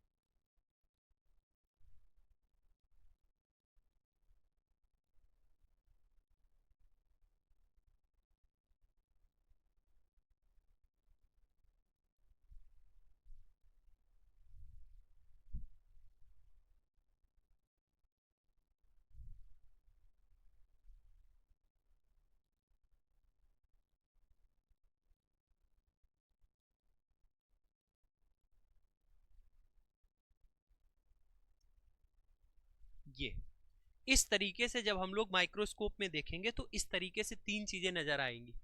देखो, ये जो सबसे नीचे आपको सबसे अंदर दिखेगा, जो धसा रहता है बिल्कुल अंदर, ये होता है बेसल बॉडी। ये क्या होता है, ये होता है बेसल बॉडी। फिर उसके बाद में जो अगला पार्ट आपको दिख रहा है, ये इसको कहते हैं, इसको बोलते हैं हुक। इसको क्या बोलते हैं, हुक बोलते हैं। और जो सबसे ऊपर आपको दिख रहा है, जो बाहर दिखता है आपको, इसको कहते हैं फिलामेंट। तीन पार्ट मेनली आपको दिखते हैं। सबसे ऊपर जो आपको दिख रहा है वो क्या है, वो फिलामेंट है। जो बीच का पार्ट है वो हुक होता है, ठीक, हुक होता है। और सबसे नीचे जो होता है उसको बोलते हैं बेसल बॉडी, ठीक है। तो जो फिलामेंट होता है वो लॉन्गेस्ट पोर्शन होता है, आपको दिख रहा होगा, सबसे लंबा पोर्शन है फ्लैजेलम का, जो कहां से, extended from the cell surface to the tip. यहां जो सेल की सरफेस होगी वहां से क्या होता है, एक्सटेंडेड होता है, ठीक है, extended from the cell surface to the tip, ठीक है। Made up of single protein flagellin. किसका बना हुआ होता है, सिंगल प्रोटीन फ्लैजेलिन का बना हुआ होता है, ठीक। ये जो फिलामेंट होता है सिंगल प्रोटीन फ्लैजेलिन का बना हुआ होता है। फिर आती है बात किसकी, फिर आती है बेसल बॉडी की बात। जो बेसल बॉडी होती है, this is the portion of flagellum which is embedded in the cell. ये जो सबसे लास्ट पार्ट होता है बेसल बॉडी, ये क्या होती है, ये सेल के अंदर धसी हुई होती है, ठीक है। This is portion of flagellum which is embedded in the cell. जो सेल के अंदर क्या है, ये धसी रहती है। फिर आती है बात ये बीच वाले पार्ट की, हुक की। हुक क्या करता है, ये शार्ट होता है, कर्व्ड होता है, फ्लेक्सिबल सेगमेंट होता है। ये लिंक करता है filament to the basal body. Hook का काम क्या है, ये हुक जो है एज ए कनेक्टर काम कर रहा है। ऊपर क्या है, फिलामेंट है, और नीचे क्या है, नीचे बेसल बॉडी है। तो बीच में कनेक्टर का काम कर रहा है, ठीक है। तो वही लिखा है, ये शार्ट होता है, कर्व्ड फ्लेक्सिबल होता है। ये क्या करता है, link the filament to its basal body, ठीक है। जनरल बात इतनी आपको ध्यान रखनी है, फ्लैजेला ऑर्गन ऑफ लोकोमोशन होता है, सेल वॉल से ये निकलता है, फिलामेंट, बेसल बॉडी, हुक, इसके 3 पार्ट होते हैं। ठीक है, अब समझो, अब है डिटेक्शन ऑफ फ्लैजेला। फ्लैजेला का पता लगाने के लिए एक तो हम लोग डायरेक्ट डिमॉन्स्ट्रेशन करते हैं और दूसरा मेथड होता है इनडायरेक्ट। डायरेक्ट डिमॉन्स्ट्रेशन में क्या होता है, इसमें हम लोग टैनिक एसिड स्टेनिंग करते हैं। ठीक है, टैनिक एसिड स्टेनिंग, इसको या फिर लेप्सन्स मेथड बोला जाता है। ठीक है, डायरेक्ट डिमॉन्स्ट्रेशन किया जा रहा हो फ्लैजेला का तो उसमें टैनिक एसिड स्टेनिंग कर सकते हैं, या फिर इलेक्ट्रॉन माइक्रोस्कोपी से भी फ्लैजेला का पता लगा सकते हैं। इनडायरेक्ट मेथड होता है डिमॉन्स्ट्रेशन का, इसमें क्या होता है, इसमें हम लोग मोटेलिटी देखते हैं। एक होता है जैसे हैंगिंग ड्रॉप मेथड, दूसरा है सेमी सॉलिड मेथड जिसमें मैनिटॉल मोटेलिटी मीडियम, ठीक, और तीसरा है डार्क ग्राउंड या फिर डार्क फील्ड जिसको कहते हैं डार्क फील्ड, और phase contrast microscopy. Phase contrast microscopy से इसका पता लगा सकते हैं। ठीक है, तो यहां से डिटेक्शन हो गया किसका, फ्लैजेला का।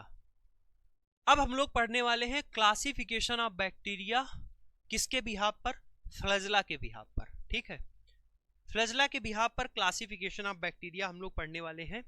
पहला देखिए, जो बैक्टीरिया बना हुआ है जिसमें कोई भी फ्लैजेला नहीं है, जिसमें नो फ्लैजेला है, ऐसे बैक्टीरिया को बोलते हैं एट्राइकस। क्या बोलते हैं, एट्राइकस बोलते हैं। ऐसा बैक्टीरिया जिसमें सिर्फ एक फ्लैजेला पाया जा रहा हो तो मोनो माने एक होता है, मोनोट्राइकस बोलते हैं। और मोनोट्राइकस का एग्जाम्पल क्या है, विब्रियो कॉलराई।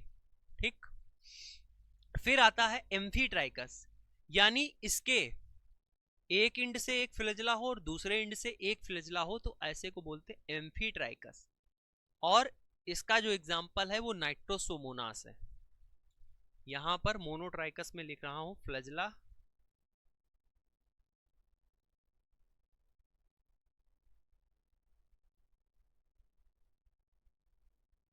Eight one end.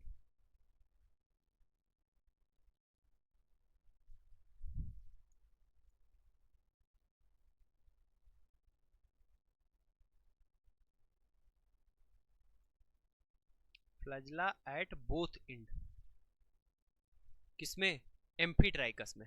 फिर आता है पेरीट्राइकस, और पेरी का मतलब आप जानते हैं, पेरी का मतलब क्या होता है, चारों ओर। अगर पूरी बॉडी पर, होल बॉडी पर फ्लैजेला आपको दिख रहे हो तो ऐसे को बोलते हैं पेरीट्राइकस। और इसका जो एग्जाम्पल है वो है साल्मोना टाइफी और इकोलाई, इस्चरेशिया कोलाई। तो इसमें क्या होगा,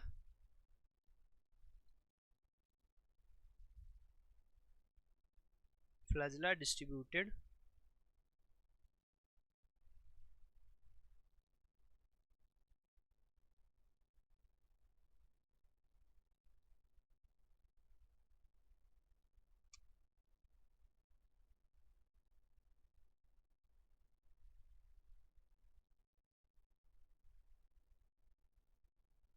ठीक है, पेरीट्राइकस हो गया।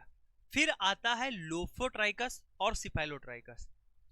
आप जब इसको पढ़ेंगे तो कई सारी किताब में अलग अलग दिया मिल जाएगा। ठीक, मैं इसके बारे में यहाँ पर एक्सप्लेन करने वाला नहीं हूँ, मैं इतना आपको बताऊंगा। जैसे लोफोट्राइकस क्या है, लोफोट्राइकस कहीं पर आपको लिखा मिल जाएगा, जैसे मैं अपूर्वा शास्त्री बुक की बात करूं तो वहां पर लोफोट्राइकस लिखा हुआ मिलेगा कि इनके बोथ इंड पर फ्लैजेला का गुच्छा पाया जाता है, tuft of flagella at the both end. कोई दूसरी किताब में देखोगे तो वहां पर लिखा मिलेगा कि वन साइड, मतलब एक साइड फ्लैजेला का गुच्छा पाया जाएगा, तो उसको लोफोट्राइकस बोलते हैं। तो इन दोनों के बारे में हम लोग इसमें कोई भी बात नहीं करेंगे, बस इतना समझिए लोफोट्राइकस का जो एग्जाम्पल है, ठीक, लोफोट्राइकस का जो एग्जाम्पल है वो स्यूडोमोनास है और स्पाइरुलम है। लोफोट्राइकस का एग्जाम्पल क्या है, स्यूडोमोनास और स्पाइरुलम। यहां से मैं इसको हटा भी देता हूं ताकि कोई दिक्कत ना हो, तो आप लोग गलत समझ लेंगे। ठीक, मैंने आपको बता दिया लोफोट्राइकस और सिफाइलोट्राइकस, कहीं कहीं पर इसको एक मानते हैं, कहीं कहीं पर अलग मानते हैं। जब कई सारी किताबें कुछ कुछ बता रही हैं तो हम इसके बारे में ज्यादा ध्यान नहीं देंगे। मोनोट्राइकस, एम्फीट्राइकस, पेरीट्राइकस मेनली आपको मिलता है एग्जाम में, और इसी के बारे में हम लोग बात कर रहे हैं। अगर आ भी जाता है तो ऑप्शन रहेगा, और मान लीजिए आ भी जाता है तो कई सारे ऑब्जेक्शन लगाते हैं तो कॉमन नंबर मिल जाता है, कोई दिक्कत की बात नहीं। ठीक है, अब बैक्टीरिया की जो मोटेलिटी है, बैक्टीरिया की मोटेलिटी ये क्या करता है कि can produce the characteristic type of mortality which help in their identification. Bacteria की जो मोटेलिटी है, चलने का जो तरीका है, उससे हम लोग आइडेंटिफाई कर सकते हैं। जैसे किसी की यूनिक चाल होती है, जैसे नहीं क्या होता है, तुम किसी को जैसे मान लीजिए उसका फेस नहीं दिख रहा है, पीछे से चल के आ रहा है, आप पीछे हैं, आपने देख लिया, ऐसे उसकी चाल से आपने बता दिया कि फलाने आ रहे हैं, ठीक। तो हम बैक्टीरिया की मोटेलिटी से भी बैक्टीरिया को बता सकते हैं। अगर ग्लाइडिंग मोटेलिटी है, अगर क्या है, ग्लाइडिंग मोटेलिटी है, तो ये आपको कहां पर देखने को मिलेगी, ये माइकोप्लाज्मा में आपको देखने को मिलेगी, ठीक। Gliding motility mycoplasma, as it is example में पूछा जाता है कि ग्लाइडिंग मोटेबिलिटी इनमें से किन बैक्टीरिया में आपको देखने को मिलेगी, आप फटाक से लगाएंगे माइकोप्लाज्मा। दूसरे नंबर पे आती है ड्रैटिंग। ड्रैटिंग मोटेलिटी आपको विब्रियो कॉलराई या फिर कैंपाइलोबैक्टर में देखने को मिलेगी। फिर है स्ट्रॉर्मिंग ऑन अगार प्लेट, ये आपको मोटेलिटी देखने को मिलेगी प्रोटियस में और क्लास्ट्रीडियम टिटैनी में, ठीक। फिर आता है क्रॉक स्क्रू टाइप की, क्रॉक स्क्रू टाइप की आपको मोटेलिटी देखने को मिलेगी स्पाइरोकीट में। क्रॉक स्क्रू जैसे आपने देखा है, जो स्क्रू होता है ऐसे ऐसे, ऐसी मोटेलिटी आपको किसमें देखने को मिलेगी, स्पाइरोकीट में देखने को मिलेगी। ये आप समझ लीजिए, ये क्वेश्चन है एग्जाम के, ये एग्जाम के एज इट इज क्वेश्चन है, ये आपसे एग्जाम में पूछे जाएंगे, ये एज इट इज क्वेश्चन है, ऐसे ही क्वेश्चन पूछा गया है और वही मैंने यहाँ पर चार्ट में आपके सामने लिख दिया है। इसमें मैं 2-3 बार आपको जैसे पढ़ के बता दूं, आप ऐसे स्क्रू से याद रखना। अगर स्क्रू टाइप का, क्रॉक स्क्रू टाइप का मूवमेंट पूछ ले तो स्पाइरोकीट हो गया, ग्लाइडिंग पूछ ले तो माइकोप्लाज्मा हो गया, ठीक है, ड्रैटिंग पूछ ले तो विब्रियो कॉलराई कैंपाइलोबैक्टर हो गया। अब बात करेंगे फिम्बरी और पिलाई की। पीछे मैंने आपको बताया था कि वो अपनी लास्ट क्लास थी जिसमें हमने फिम्बरी के बारे में और पिलाई के बारे में बात की थी। फिम्बरी क्या कहा था, फिम्बरी के बारे में मैंने ये बोला था, ये क्या होते हैं, ये सॉर्टर होते हैं,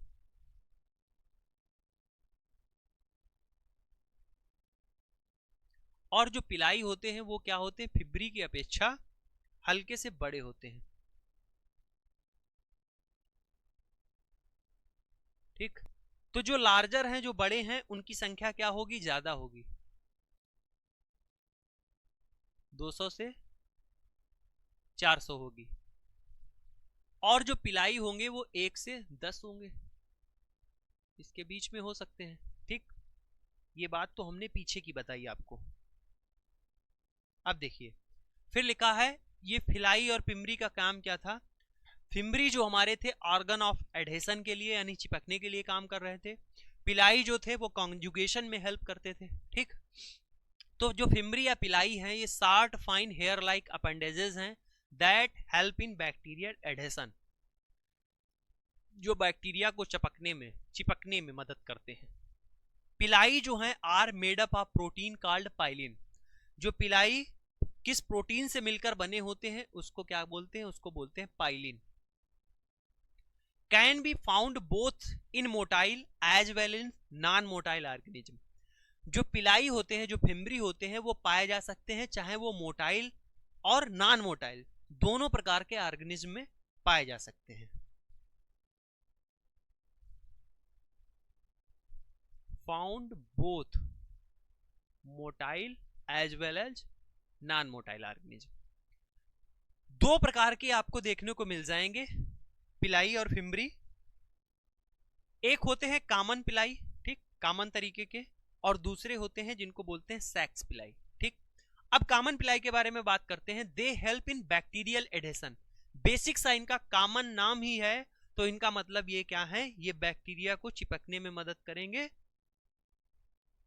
और किससे, to the epithelial surface helping in colonisation, ये चिपकने में मदद करते हैं common pili. They are present in gram negative and some gram positive bacteria, mostly किसमें, मतलब पाए जाते हैं ग्राम नेगेटिव बैक्टीरिया में, और कुछ ग्राम पॉजिटिव बैक्टीरिया में कॉमन पिलाई पाए जाते हैं। फिर आते हैं दूसरे नंबर पर सेक्स पिलाई। They help in bacterial conjugation, किसमें मदद करते हैं, ये बैक्टीरिया के कॉन्जुगेशन में मदद करते हैं। By the forming conjugation tube. ये क्या करते हैं, कॉन्जुगेशन ट्यूब बनाते हैं। जैसे ये है एक बैक्टीरिया, इसके अंदर जेनेटिक मटेरियल है, ये है दूसरा बैक्टीरिया, इसके अंदर भी जेनेटिक मटेरियल है। अब क्या है ये, अब ये क्या करेंगे, कॉन्जुगेशन ट्यूब बनेगी ऐसे ऐसे, ठीक है। ये क्या है, कॉन्जुगेशन ट्यूब है, सीटी लिख दिया, ठीक। तो यहां से जेनेटिक मटेरियल इसमें चला जाएगा, forming by the conjugation tube through the which bacterial gene transfer take place. यहां से यहां तक क्या हो जाएगा, बैक्टीरिया का जीन ट्रांसफर हो जाएगा। They are long thick tubular structure, they are only found in gram negative bacteria, only found in gram negative bacteria. ये बात आपके ध्यान रखने योग्य है। जो सेक्स पिलाई हैं वो क्या हैं, वो ग्राम निगेटिव बैक्टीरिया में, ओनली सिर्फ और सिर्फ किस में पाए जाएंगे, ग्राम निगेटिव बैक्टीरिया में पाए जाएंगे। फिर देखिएगा डिटेक्शन कैसे करते हैं फिम्बरी का।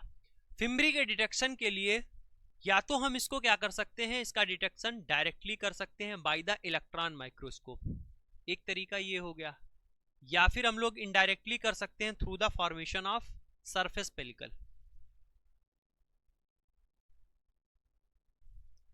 Indirectly through the formation of surface pellicle. ये देखो, ये ग्रीन कलर का आपको ये दिख रहा है, इसके ऊपर ये क्या है, सरफेस पेलिकल। मतलब यहां पर क्या है, बैक्टीरिया सारे आपस में मिल गए, एग्रीगेट कर गए हैं, और एग्रीगेट करने के बाद में ऊपर यहां पर आपको ऐसे ब्रॉथ के ऊपर दिख जाएंगे, इसी को बोलते हैं सरफेस पेलिकल, ठीक। दो चीज याद रखना, फिम्बरी के लिए डायरेक्ट अगर देखना है तो इलेक्ट्रॉन माइक्रोस्कोपी से भी देख सकते हैं, और इनडायरेक्टली हम लोग किससे, सरफेस पेलिकल से भी बता सकते हैं फिम्बरी के बारे में। डिटेक्शन ऑफ फिम्बरी की बात हो गई। अब है एटिपिकल फॉर्म ऑफ बैक्टीरिया। ये क्या होता है, एटिपिकल फॉर्म ऑफ बैक्टीरिया क्या है, मतलब ऐसे बैक्टीरिया जिनको हम लोग स्टेन भी ना कर पाए और जिनको कल्चर करना भी बहुत ही मुश्किल होता है, इसको बोलते हैं एटिपिकल फॉर्म। डोंट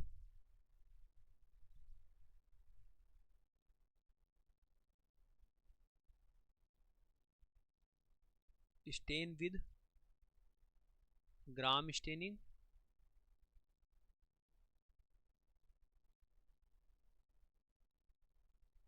एंड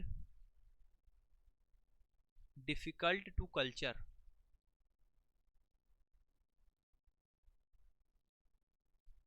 तो ऐसे फॉर्म के बैक्टीरिया को क्या कहते हैं, एटिपिकल फॉर्म बोलते हैं, ठीक है। पहले नंबर पे लिखा है involution form, they are the swollen and aberrant form of the bacteria, ठीक है। Gonococci and yersinia pestis. Involution form किस में पाया जाएगा, गोनोकोकाई और यार्सिनिया पेस्टिस में पाया जाएगा। Form in the ageing culture in the high salt concentration.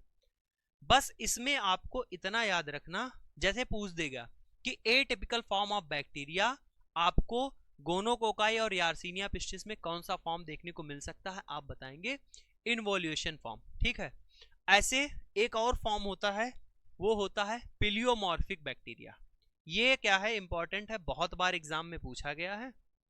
Pleomorphic bacteria, pleomorphic bacteria क्या होते हैं कि जो कुछ ऐसे बैक्टीरिया होते हैं जिनका शेप साइज सब में वेरिएशन रहता है, ठीक है। Some bacteria great variation in their shape and size of individual cell, कहीं पर छोटा, कहीं पर बड़ा, कहीं पर कैसा साइज, कहीं पर कैसा साइज, तो ऐसे बैक्टीरिया को पिलियोमॉर्फिक बोलते हैं, ठीक है। उसकी कोई भी डिफिनिट शेप और साइज नहीं है, ठीक। ऐसा कौन सा बैक्टीरिया शो करता है, ये करता है proteus and Haemophilus.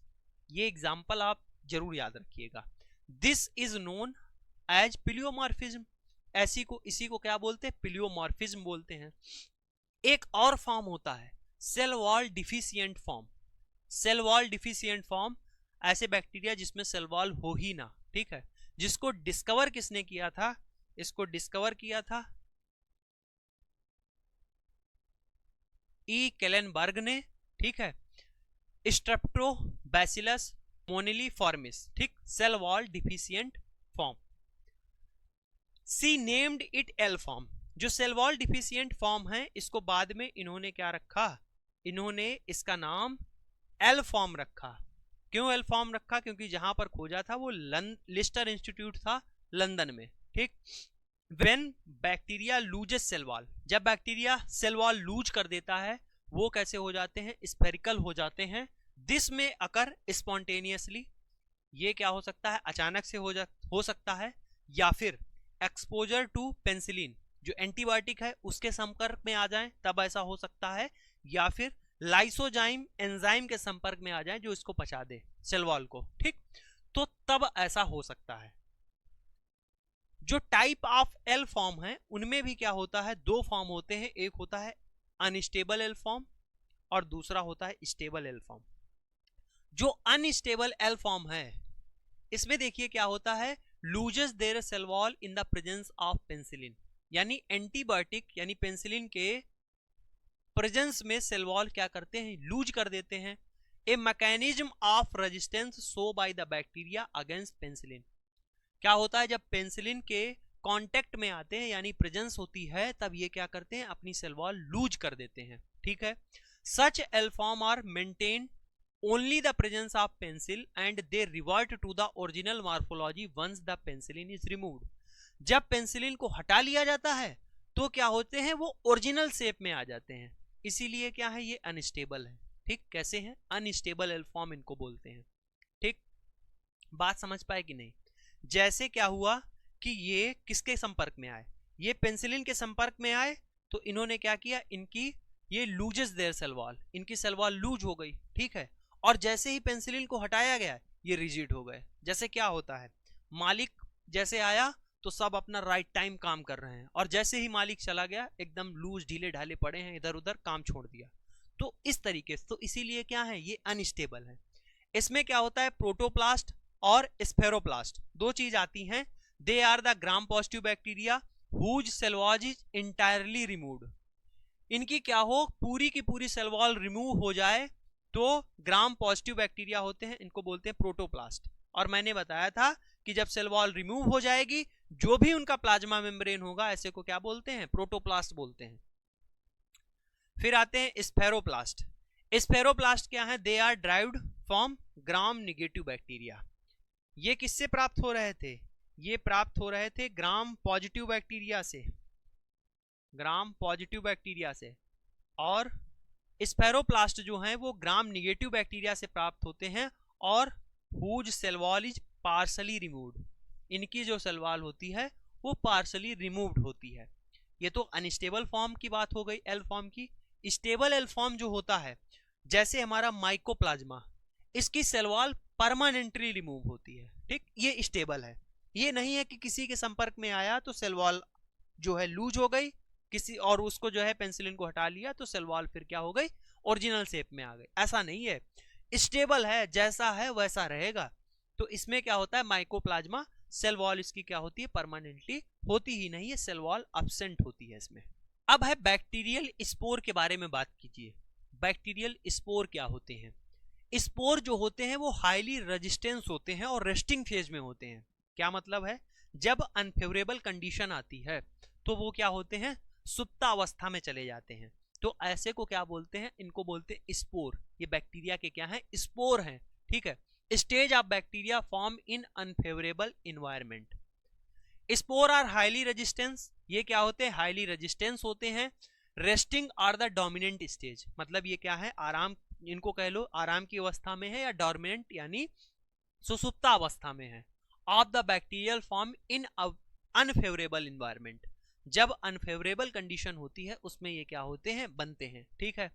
Condition as a result of depletion exogenous nutrient, ठीक, जब क्या हो, बाहर अधिक मात्रा में न्यूट्रिएंट अवेलेबल ना हो। स्ट्रक्चर की बात करें, स्ट्रक्चर, एक चीज बस ध्यान रखना, स्पोर के बारे में इतना पूछा जा सकता है, स्पोर में 4 लेयर होती हैं, आउटर से इनर की ओर, ठीक। तो जो सबसे अंदर होगी वो कोर है, फिर कॉर्टेक्स होता है, फिर कोट होता है, फिर एक्सोस्पोरियम होता है, ठीक। यहां पर देखो, और मैं सबको रिमूव कर देता हूं, सिर्फ इतना ध्यान रखना। ये क्या है? ये है कोर। कोर के बाद में देखो कोर है ये, ठीक, ये अंदर वाला कोर है। फिर ये वाली लेयर क्या है? कॉर्टेक्स है। कॉर्टेक्स के बाद में ये देखो रेड कलर का, ये जो ऐसे ऐसे रेड कलर की आपको दिख रही है, वो क्या है? वो है कोट। और कोट के बाहर में सबसे बाहर आप देख रहे हो जो क्या है? एक्जोस्पोरियम है, ठीक। ये 4 होती हैं, डायग्राम में मैंने आपको दिखाई है। इनको मैं दूसरे कलर से कर देता हूं। कोर, फिर आता है कॉर्टेक्स, ठीक, फिर है कोट, और फिर क्या है? एक्जोस्पोरियम। कोर, कॉर्टेक्स, कोट, एक्जोस्पोरियम, जो कि किधर से किधर की ओर लिखा हुआ है?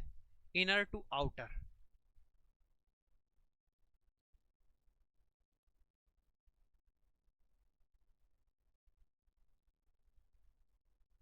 ठीक है, inner to outer. Bacteria spore के बारे में बताया। अनफेवरेबल कंडीशन में बैक्टीरिया स्पोर फॉर्मेशन करता है। ये हाईली रेजिस्टेंस होते हैं, डोमिनेंट स्टेज में चले जाते हैं, सुप्तावस्था में चले जाते हैं। 4 लेयर होती हैं, कोर, कॉर्टेक्स, कोट, एक्जोस्पोरियम। डायग्राम आपके सामने है। अब बात करते हैं बैक्टीरिया के साइज और शेप के बारे में। जो बैक्टीरिया आपको देखने को मिलेंगे, वो बैक्टीरिया आपको मिल सकते हैं 3 से 5 माइक्रोन की लेंथ में, ठीक है। शेप की बात करें तो क्या हो सकते हैं? कोकाई टाइप के हो सकते हैं। कोकाई, इनका शेप कैसा हो सकता है? स्फेरिकल।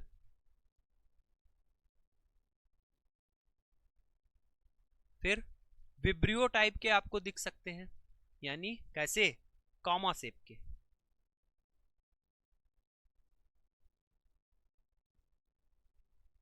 कॉमा ऐसे देखा है आपने?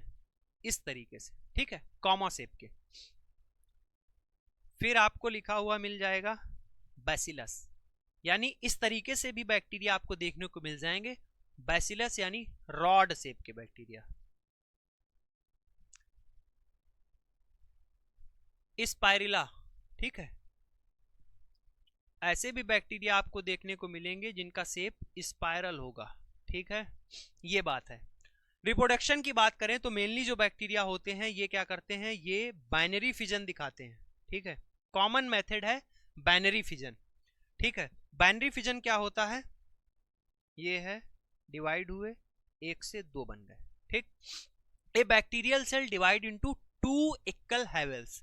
ये बैक्टीरिया सेल थी, ये डिवाइड हुई, 1 से क्या हुई? 2 में बट गई। जैसे इकोलाइड को डिवाइड करने में 1 से 2 होने में कितना लगता है समय? 20 मिनट का लगता है, 20 मिनट का। और वहीं अगर यीस्ट सेल की बात की जाए तो यीस्ट सेल को डिवाइड होने में 1 से 2 होने में लगता है 90 मिनट का समय, ठीक। तो ये किसके बारे में बात हो गई? रिप्रोडक्शन के बारे में हो गई। अब कोकाई का अरेंजमेंट समझ लेते हैं, बहुत बार पूछा गया है। बेहतरीन देखो कितना डायग्राम के साथ में आपको बेहतरीन तरीके से बता रहा हूं। एक होते हैं डिप्लो कोकाई, एक तो कोकाई हो गया, डिप्लो, डाई, डाई से याद रखो 2 2। तो यहां पर क्या हो? Divide and remain together to form a pair. एक ये डिवाइड किया, 1 से 2 बने, ठीक है। और पेयर में है तो इनको क्या बोलते हैं? डिप्लोकोकाई बोलते हैं। फिर आता है स्ट्रेप्टोकोकस। क्या है? स्ट्रेप्टोकोकस। स्ट्रेप्टोकोकस क्या होते हैं? जब बैक्टीरिया डिवाइड करता है रिपीटेड फॉर्म में, एक ही प्लेन में, जैसे सामने डायग्राम बना हुआ है, ये बैक्टीरिया था, ये बैक्टीरिया है, ऐसे डिवाइड किया, 1 से 2 हो गए। फिर ये बैक्टीरिया डिवाइड किया, 1 से 2 हो गए। फिर बैक्टीरिया डिवाइड किया, 1 से 2 हो गए। तो ऐसे चेन फॉर्म में आपको मिलेंगे। स्ट्रेप्टोकोकस ऐसे बैक्टीरिया को कहेंगे। कोकाई को तो एग्जाम्पल की बात करो तो स्ट्रेप्टोकोकस, एंट्रोकोकस, लैक्टोकोकस, ठीक है। फिर आते हैं स्टेफाइलोकोकस। स्टेफाइलोकोकस में क्या होता है? डिवाइड इन रैंडम प्लेन्स और generate irregular shape like the cluster. जैसे ये बैक्टीरिया है, जैसे ये बैक्टीरिया है, इधर डिवाइड कर गया तो ये बैक्टीरिया हो गया, इधर डिवाइड कर गया ये बैक्टीरिया हो गया। तो यानी क्लस्टर गुच्छे में आपको देखने को मिल जाए, ठीक है। ग्रेप लाइक स्ट्रक्चर भी कहते हैं।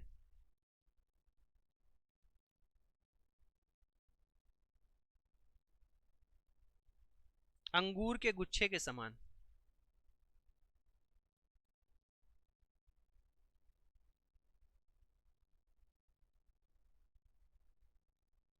ऐसा कहां देखने को मिलता है? स्टेफाइलोकोकस में देखने को मिलता है। इर्रेगुलर शेप आपको मिलेगा, किसी भी रैंडम प्लेन में डिवाइड कर सकते हैं। ठीक, फिर आता है टेट्राड। टेट्राड क्या होता है? टेट्राड मेरे भाई, टेट्रा का मतलब आप जानते हैं 4 होता है, तो यहां पर जो डिवीजन होता है 2 प्लेन में होता है और स्क्वायर ग्रुप ऑफ 4 सेल। ये सामने आप देख सकते हैं टेट्राड, यहां पर 4 बैक्टीरिया आपको देखने को मिलेंगे। ठीक है, ये इसको बोलते हैं टेट्राड, जब 4 कोकाई यहां पर आपको सामने देखने को मिल रहे हैं। ठीक, फिर आता है एक सार्सिना। सार्सिना में क्या होता है? 3D समझ लीजिए, 3 प्लेन में डिवाइड होते हैं। ठीक, 3 प्लेन में डिवाइड होते हैं। 3 प्लेन का मतलब ऐसे, जैसे ये एक बैक्टीरिया है, एक प्लेन में डिवाइड किया, एक बन गया। ठीक, फिर एक प्लेन में डिवाइड कर गया तो एक बन गया, फिर एक प्लेन में डिवाइड कर गया तो एक बन गया। तो ऐसे करके 8 क्यूबाइडल शेप में। ठीक है, 3 प्लेन में डिवीजन होता है और क्यूबिकल पैकेट होता है 8 सेल का। इसको क्या कहते हैं? सार्सिना बोलते हैं। ठीक है, इसको क्या बोलते हैं? सार्सिना बोलते हैं। यहां पर हमने आगे आपके लिए चार्ट बना दिया है, मोस्ट इंपॉर्टेंट ऐसे ही याद रख लेना। क्लस्टर, जो ग्राम पॉजिटिव कोकाई हैं क्लस्टर फॉर्म में अरेंज रहें तो स्टेफाइलोकोकस, चेन फॉर्म में अरेंज रहें तो स्ट्रेप्टोकोकस, पेयर में हो, ठीक है, निमोकोकस, पेयर में हो 60 चेन हो, ठीक, तो इंटेरोकोकस, टेट्राड, माइक्रोकोकस, ऑक्टेट 8 में हो तो सार्सिना। ठीक है, अब ग्राम निगेटिव कोकाई की बात करो, अरेंज हो, अगर पेयर लेंथ शेप हो तो मेनिंजोकोकस, अगर पेयर किडनी शेप हो तो गोनोकोकस। ठीक है, एज इट इज एग्जाम में क्वेश्चन में पूछा जाता है, 2-3 बार आप इनको पढ़ेंगे तो आपको ये चीज याद हो जाएगी। ठीक, आगे देखो, अब ग्राम पॉजिटिव बैसिलाई की बात करें, हमने यहाँ पर डायग्राम भी लगाया है। ग्राम पॉजिटिव बैसिलाई अरेंज हो, अगर चेन फॉर्म में हो, बैम्बू स्टिक अपीयरेंस हो, ये देखो ऐसे, ये देख रहे हो जो बांस होता है ऐसे ही तो होता है बांस, ऐसे इस तरीके से होता है ऐसा, तो ऐसा अपीयरेंस आपको देखने को मिल रहा है बैसिलस एंथ्रेक्सिस में। ठीक है, और बैसिलस एंथ्रेक्सिस ग्राम पॉजिटिव बैसिलाई है। ठीक, चाइनीज लेटर या क्यूनिफॉर्म पैटर्न, अरे महा इंपॉर्टेंट है, कितनी बार एग्जाम में पूछा गया है। ठीक, चाइनीज लेटर अरेंजमेंट या फिर क्यूनिफॉर्म अरेंजमेंट आपको देखने को मिलता है कॉर्नीबैक्टीरियम डिप्थीरियाई में, यहां पर आप देख सकते हो। ठीक है, फिर ग्राम निगेटिव बैसिलाई अगर अरेंजमेंट होता है पिलियोमॉर्फिक शेप, कौन कौन? हीमोफिलस या फिर प्रोटियस, हीमोफिलस या फिर Proteus. Thumb print appearance, thumb print appearance कहां आपको देखने को मिलेगा? बॉर्डिटेला पर्ट्यूसिस में। ग्राम निगेटिव बैसिलाई है बॉर्डिटेला पर्ट्यूसिस, यहां पर आपको थंब प्रिंट अपीयरेंस देखने को मिलेगा। कामा शेप, कामा शेप कहां देखने को मिलता है? विब्रियो कॉलराई में, सामने देखिए डायग्राम लगाया है मैंने। कर्व शेप आपको कहां देखने को मिलेगा?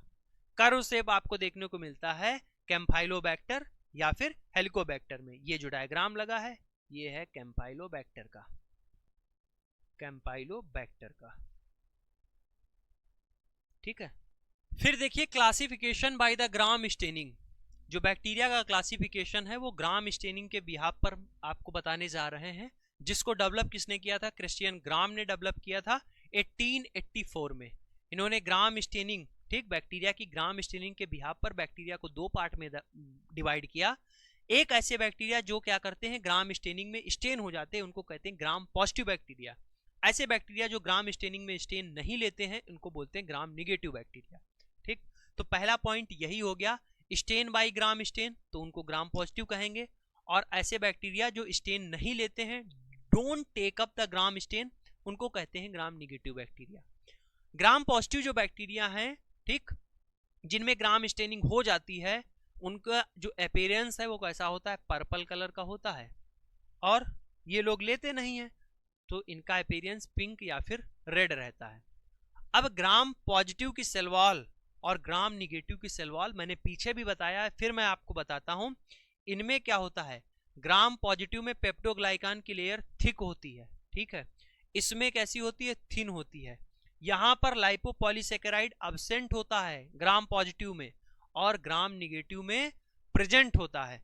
टिकोइक एसिड ग्राम पॉजिटिव में प्रेजेंट होता है, टिकोइक एसिड ग्राम निगेटिव में एब्सेंट होता है। लिपिड कंटेंट यहां पर कम मात्रा में होता है, ग्राम निगेटिव में मेरे भाई प्रेजेंट होता है।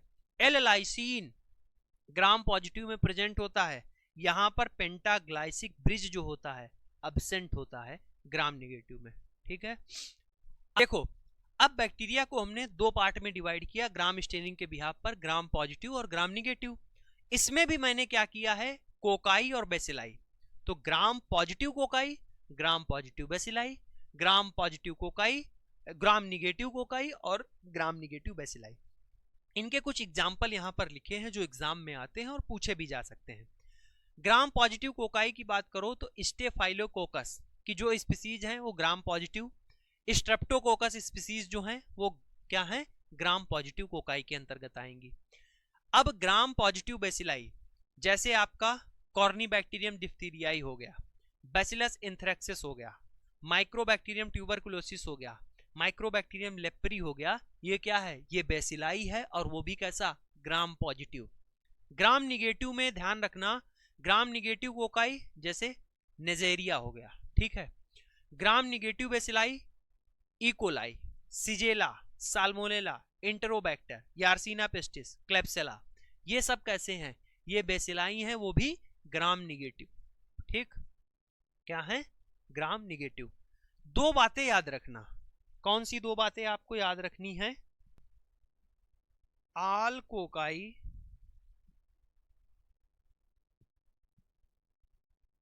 Are gram positive accept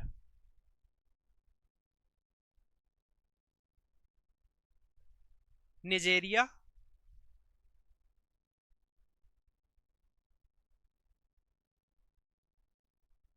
and मोरेक्सेला।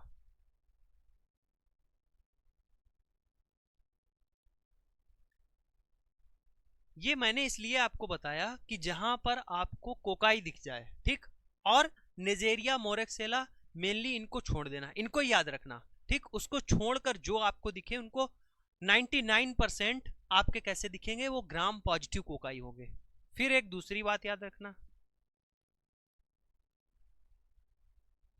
All bacilli are gram negative. ज्यादातर आपको बेसिलाई ग्राम निगेटिव दिखेंगे एक्सेप्ट एक ट्रिक है छोटी सी, BCDML। कौन सी, BCDML। BCDML में आता है जैसे आपका हो गया बैसिलस,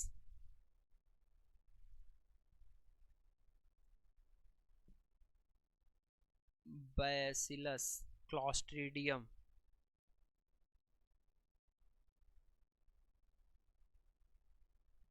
और डी से हो गया डिप्थीरिया।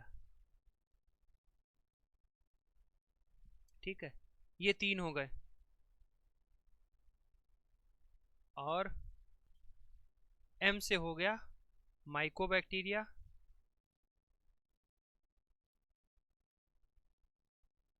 एल से हो गया लिस्टेरिया। मेनली कुछ ऐसे याद रख लेना, ठीक है। तो मैंने यहां पर एग्जांपल आपको लिख दिए हैं कि ग्राम पॉजिटिव कौन से होते हैं, ग्राम निगेटिव कौन से होते हैं। ग्राम पॉजिटिव मेनली कोकाई होते हैं और ग्राम निगेटिव बैसिलाई होते हैं, जिनमें से कौन नहीं है कौन है सारा कुछ मैंने बता दिया। इस चार्ट से बाहर हमें नहीं लगता है अभी तक एग्जाम में आया है या फिर आएगा, ठीक है। आई होप ये आपका बैक्टीरिया का जो भी है वो आपका खत्म हो चुका है। कुछ छोटी चीजें हैं जो इसमें मैंने छोड़ी है जानबूझ के, वो इसलिए छोड़ी है क्योंकि वो इंपॉर्टेंट नहीं है, आती भी नहीं है, लेकिन मैं क्या है उनको क्विज के फॉर्मेट में आपको करा दूंगा। वैसे इतना जो मैंने आपको कराया है, मैंने ये मैं बोल भी पा रहा हूं कि मेरे भाई इसमें मैंने कुछ छोड़ा है, वो इसलिए बोल पा रहा हूं क्योंकि मुझे पता है कि जितना मैंने कराया है इतना कोई नहीं कराता है, ठीक है। जो इतना मैंने आपको, ये पूरी पीडीएफ आप देखोगे 28 पेज का सिर्फ और सिर्फ मैंने बैक्टीरिया यहाँ पर आपको कराया है, ठीक। 28 पेज की ये स्लाइड है मेरे भाई, ठीक है। इतने में मैंने आपको क्या कराया, पूरा बैक्टीरिया कराया। अगर इसको आप, मेरे को नहीं लगता है अगर आपने इससे पहले पढ़ा भी है, अगर पढ़ा भी होगा तो इतना डिटेल में इतने बेहतरीन तरीके से आपने नहीं पढ़ा होगा, और इसको कम से कम आपको 2 बार पढ़ना पड़ेगा, ये मैं समझ सकता हूं। और इस तरीके से तो बिल्कुल नहीं पढ़ा होगा, ठीक है। बेहतरीन तरीके से आपको बताया है, इसकी पीडीएफ मैं अपलोड कर दूंगा। तो ये था कंप्लीट बैक्टीरिया, आपका खत्म हो चुका है। इसमें से मेरे भाई कोई भी एक ऐसा क्वेश्चन नहीं छूटेगा जो अगर एग्जाम में आए और आप कर ना पाए, सारा का सारा इसमें हमने कवर करवा दिया है। तो क्लास कैसी लगी आप लोग मेरे भाई कमेंट बॉक्स में कमेंट करके जरूर बताना, और इस क्लास को अपने दोस्तों में, अपने कॉलेज ग्रुप में शेयर करना, ठीक है। इसके अलावा अगर आप मेरे भाई जो है, मैंने आपको पहले ही बताया, अगर आप बैच ज्वाइन करना चाहते हैं, डिटेल थ्योरी टॉपिक वाइज अगर आप पढ़ना चाहते हैं, तो प्ले स्टोर पर जाकर एजुकेशन मसाला ऐप को डाउनलोड कर सकते हैं और आप हमारे बैच को ज्वाइन कर सकते हैं। अभी मेरे भाई ऑफर चल रहा है, तो आप उसको ज्वाइन कर सकते हैं, डिस्क्रिप्शन बॉक्स में लिंक है। इसकी अगर आप पीडीएफ चाहते हैं तो डिस्क्रिप्शन बॉक्स में टेलीग्राम का भी लिंक दिया गया है, आप टेलीग्राम को ज्वाइन कर लीजिएगा, वहां से इसकी पीडीएफ आपको मिल जाएगी। मिलते हैं नेक्स्ट क्लास में, तब तक के लिए जय हिंद।